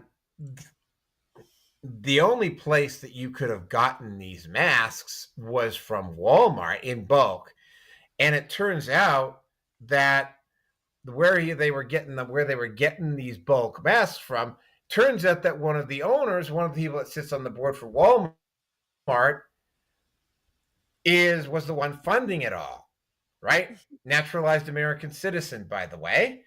And, it was like, so that whole protest, that whole thing with the gas mask was just a full-blown AstroTurf. But I mean, if this is what's happening with one factory, this is for instance, we know a lot of the food packing plants and whatever have a lot of illegals working in them. I mean, that much we've known for years, right? But I mean, this resembles, in a very freakishly bad way, what happened just before the Civil War back in the 1850s, right? The South had an economy that was based, their agricultural base, which is what they were based out of in the South, that was based on slavery. And if they had to eliminate the slaves, the cost of everything in the South was going to have to go up. So there was a very strong economic incentive for the South, for the plantation owners, for instance, to want to start a rebellion, and they did, right? And again, because they had control of the press and because they had control of what passed through the media back then, it was a lot easier to get people riled up as opposed to now. Now, when they do this, right, you have independent media and you have the internet, which is keeping these people on, which, by the way, is why they are now so desperate to try to get control of social media, because it is ruining their plans left, right, and center. And I mean, say what you want to about the toxicity of the internet. There's absolutely no question. On the flip side, because there's always a yang to a yin when it comes to this, is that when you see people doing like what's going on in Canada here, which is basically a form of indentured servitude or slavery, or what you've got going down in the US, where you have entire, by the way, corporations bringing in illegals. By the way, I think who the hell it was, was it Laura Loomer and another reporter in Mexico just happened to be at the airport at night, and they saw United Airlines flying in illegals into the Northeast. And it was like, and this was going on with the full cooperation of the airline. And it's like, well, why would they be doing that? Because there's money there for them to be made in them doing that. So you're not just talking about a cultural replacement here. What you're talking about is you're talking about a few oligarchs, for lack of a better term, who just want to line their pockets and are willing to not hire the locals because they cost too much and bring in illegal aliens to do the jobs for them, even though the locals would be quite happy to do the jobs, and then trying to pass it off as, well, no, we can't find any locals to do the job. They don't want to do this work. Yeah, they do. They do. And yeah, this really struck home, because these are not just criminal cartels. This isn't just George Soros. Like, this is an actual apparatus that exists in most Western countries, which wants to bring these illegals in because it helps their bottom line. So, I mean, as much as I hate to say that far left fringe contingent that keeps blaming everything on capitalism, and this is the reason why you don't want to embrace one side or the other too much. In this particular case, there is definitely a capitalist element to the illegal immigration problem that's taking place in the West right now that is a factor in it, which is why they're able to, because they don't necessarily need Soros, right? Like, there's plenty of people in the United States that are quite willing to fund these protests because it helps their bottom line. And with that, I'm going to turn it over to Sonia. Sweet. Yeah, well, I'm not surprised. That's probably a pretty, like you were saying, a pretty popular way that's being done, the whole slave thing, or more so even. But when I grew up in Vegas, my dad was a 21 dealer, right? So I was always like in the casinos and stuff like that. And I left when I was 18 and then moved back. Well, actually, I didn't move back. I came back to visit, and anymore there are so many like Oriental people like at every table. I was like, what happened here? So I don't know. that maybe that doesn't relate directly to that, but there's definitely a lot of, Oriental folks that are taking over dealing cards in every casino I went in. It was really kind of ridiculous, I thought. So, next. That would be V. V. Go get him, V. Get him, get him, get him, get him, get him, V. Get him. You know me. I've seen just about every form of slavery that there is, especially concerning social science and economics. Yeah, it does surprise me. I mean, it's always been like that since the abolishment of slavery. I quote unquote that. And it's funny too because in the American Constitution, I mean, we as a society know that slavery, or at least we're told that slavery was abolished, but it's in our amendment that you can be enslaved if you break the law. So, hence our prison system, why we have the largest, the most populated prison system in the world. So slavery, yeah.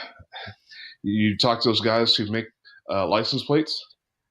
They have technical support now. You got prisoners on computers now doing tech support. I was just like, wow, okay. And doing it dirt cheap too, by the way. 2 to 5 cents a day. It's like ridiculous. That would do 2 cents a day. I mean, it might as well be slavery. You just put something on the books just to say that they're being paid, but they're not really being paid. So, yeah, I've seen all forms, and it's ridiculous. I've seen people, through COINTELPRO ops, especially some that were put against me. People just manipulated into stalking or spying on someone because so-and-so said, because that person got manipulated, because so-and-so said. And you got these people who are assets because they're lied to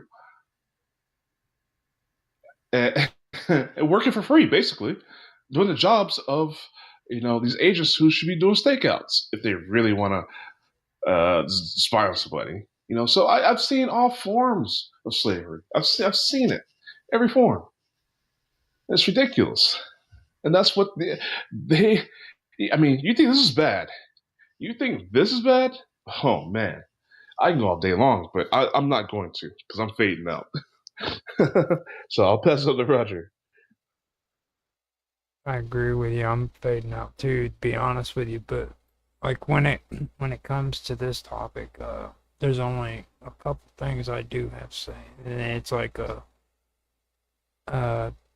these were illegals from North Korea or South Korea. Sorry, just Korea, and it's like Naroki said that they had to be shipped over here by ship. It wasn't like they snuck across the border. You know what I mean? So, how did they get across here in that amount of numbers is the first question. If it's such a big priority, you know what I mean? So I don't buy into this, thing about them talking about how they want to straighten all that out, because that's quite a bit. And then the second thing I want to mention too is like every time I hear this kind of conversation, it reminds me of Antoine Dodson. You know what I mean? Where he starts, telling people that they need to hide their kids and hide their wife. The old auto-tune song, I'm getting really, really sick of like all of these freaking conservatives who freaking want to make it out like every freaking illegal is out to rape your wife and rape your kids. So you better hide them up in the closet because Because, I mean, I get so sick of all that crap. I think it's time to get back to what's serious and what needs to be taken care of. You know what I mean? And stop playing these games with people. And it's like I said, I mean, I'm feeling a lot better about doing the stuff that me and Mark have been doing with my my political history thing, because we went through and we started looking at Europe, and from the time of the French Revolution all the way up until now with the EU. And I'm going to tell you something that's failed over there in Europe, and it's consecutive. What happened, first of all, was when the nationalists freaking figured out that they can create welfare programs to keep their citizens loyal to them, rather than them joining any socialist uprisings during that time period that Bismarck was in power. And he was smart about it, because it forced their citizens to freaking be loyal to the government, the German government.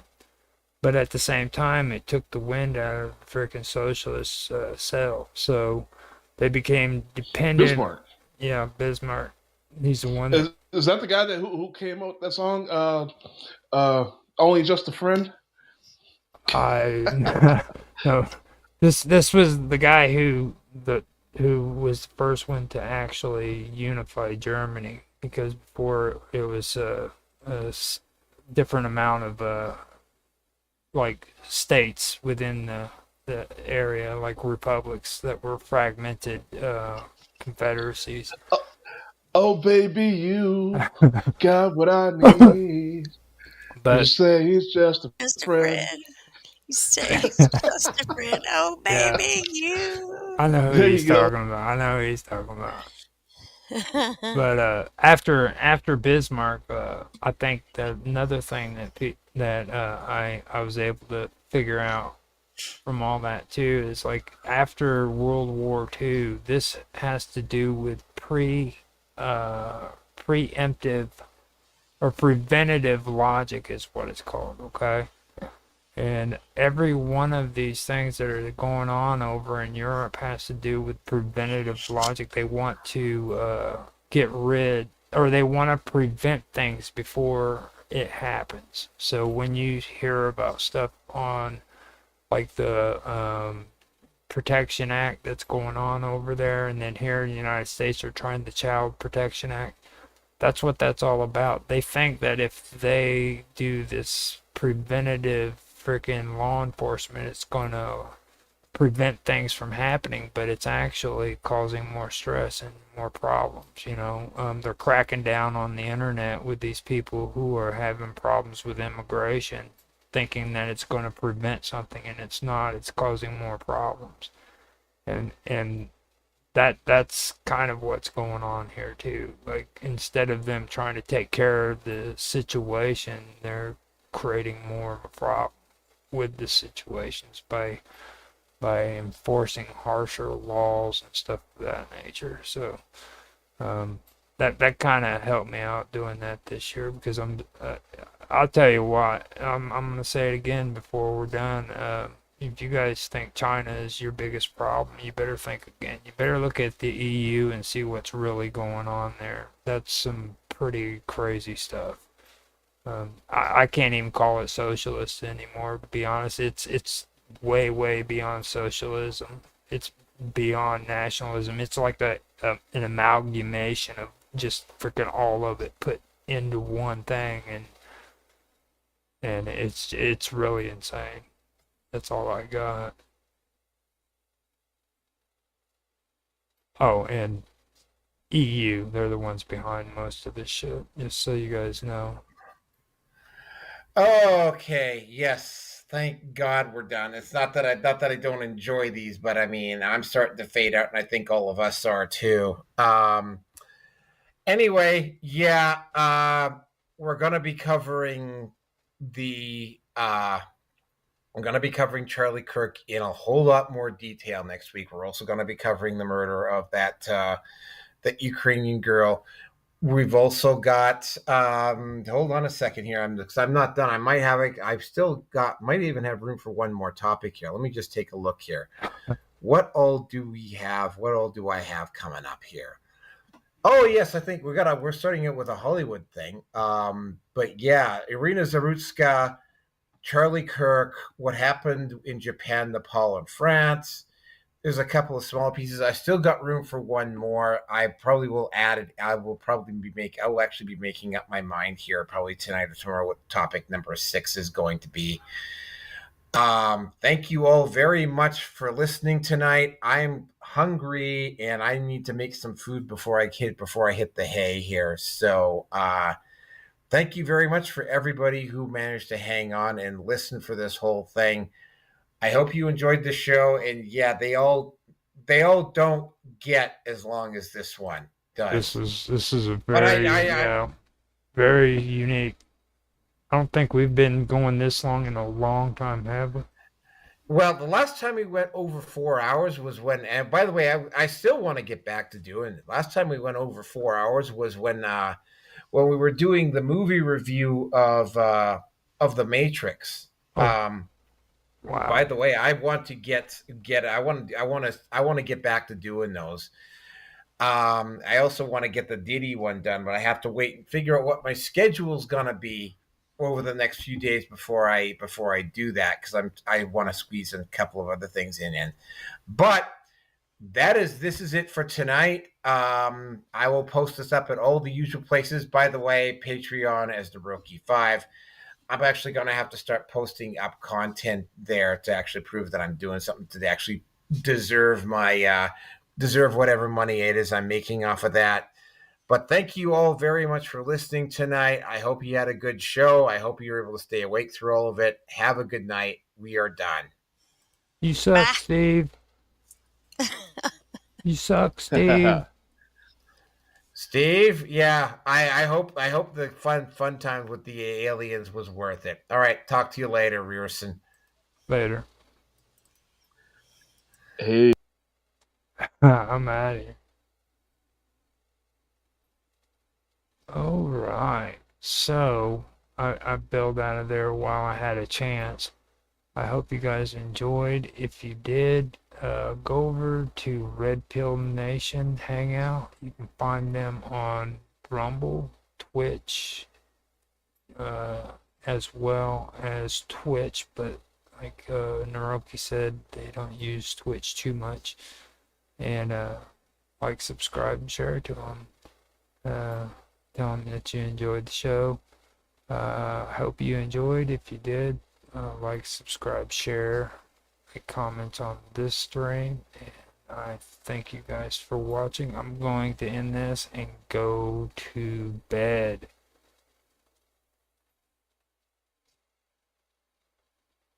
Now hold on, hold on a minute. I got to end the stream. I'm still on the stream, so give me a second. You hear me? I'm like, I was getting ready to end my simulcast just as you came in, so I was kind of stuck there. All right, yeah. No, it's fine. I just finished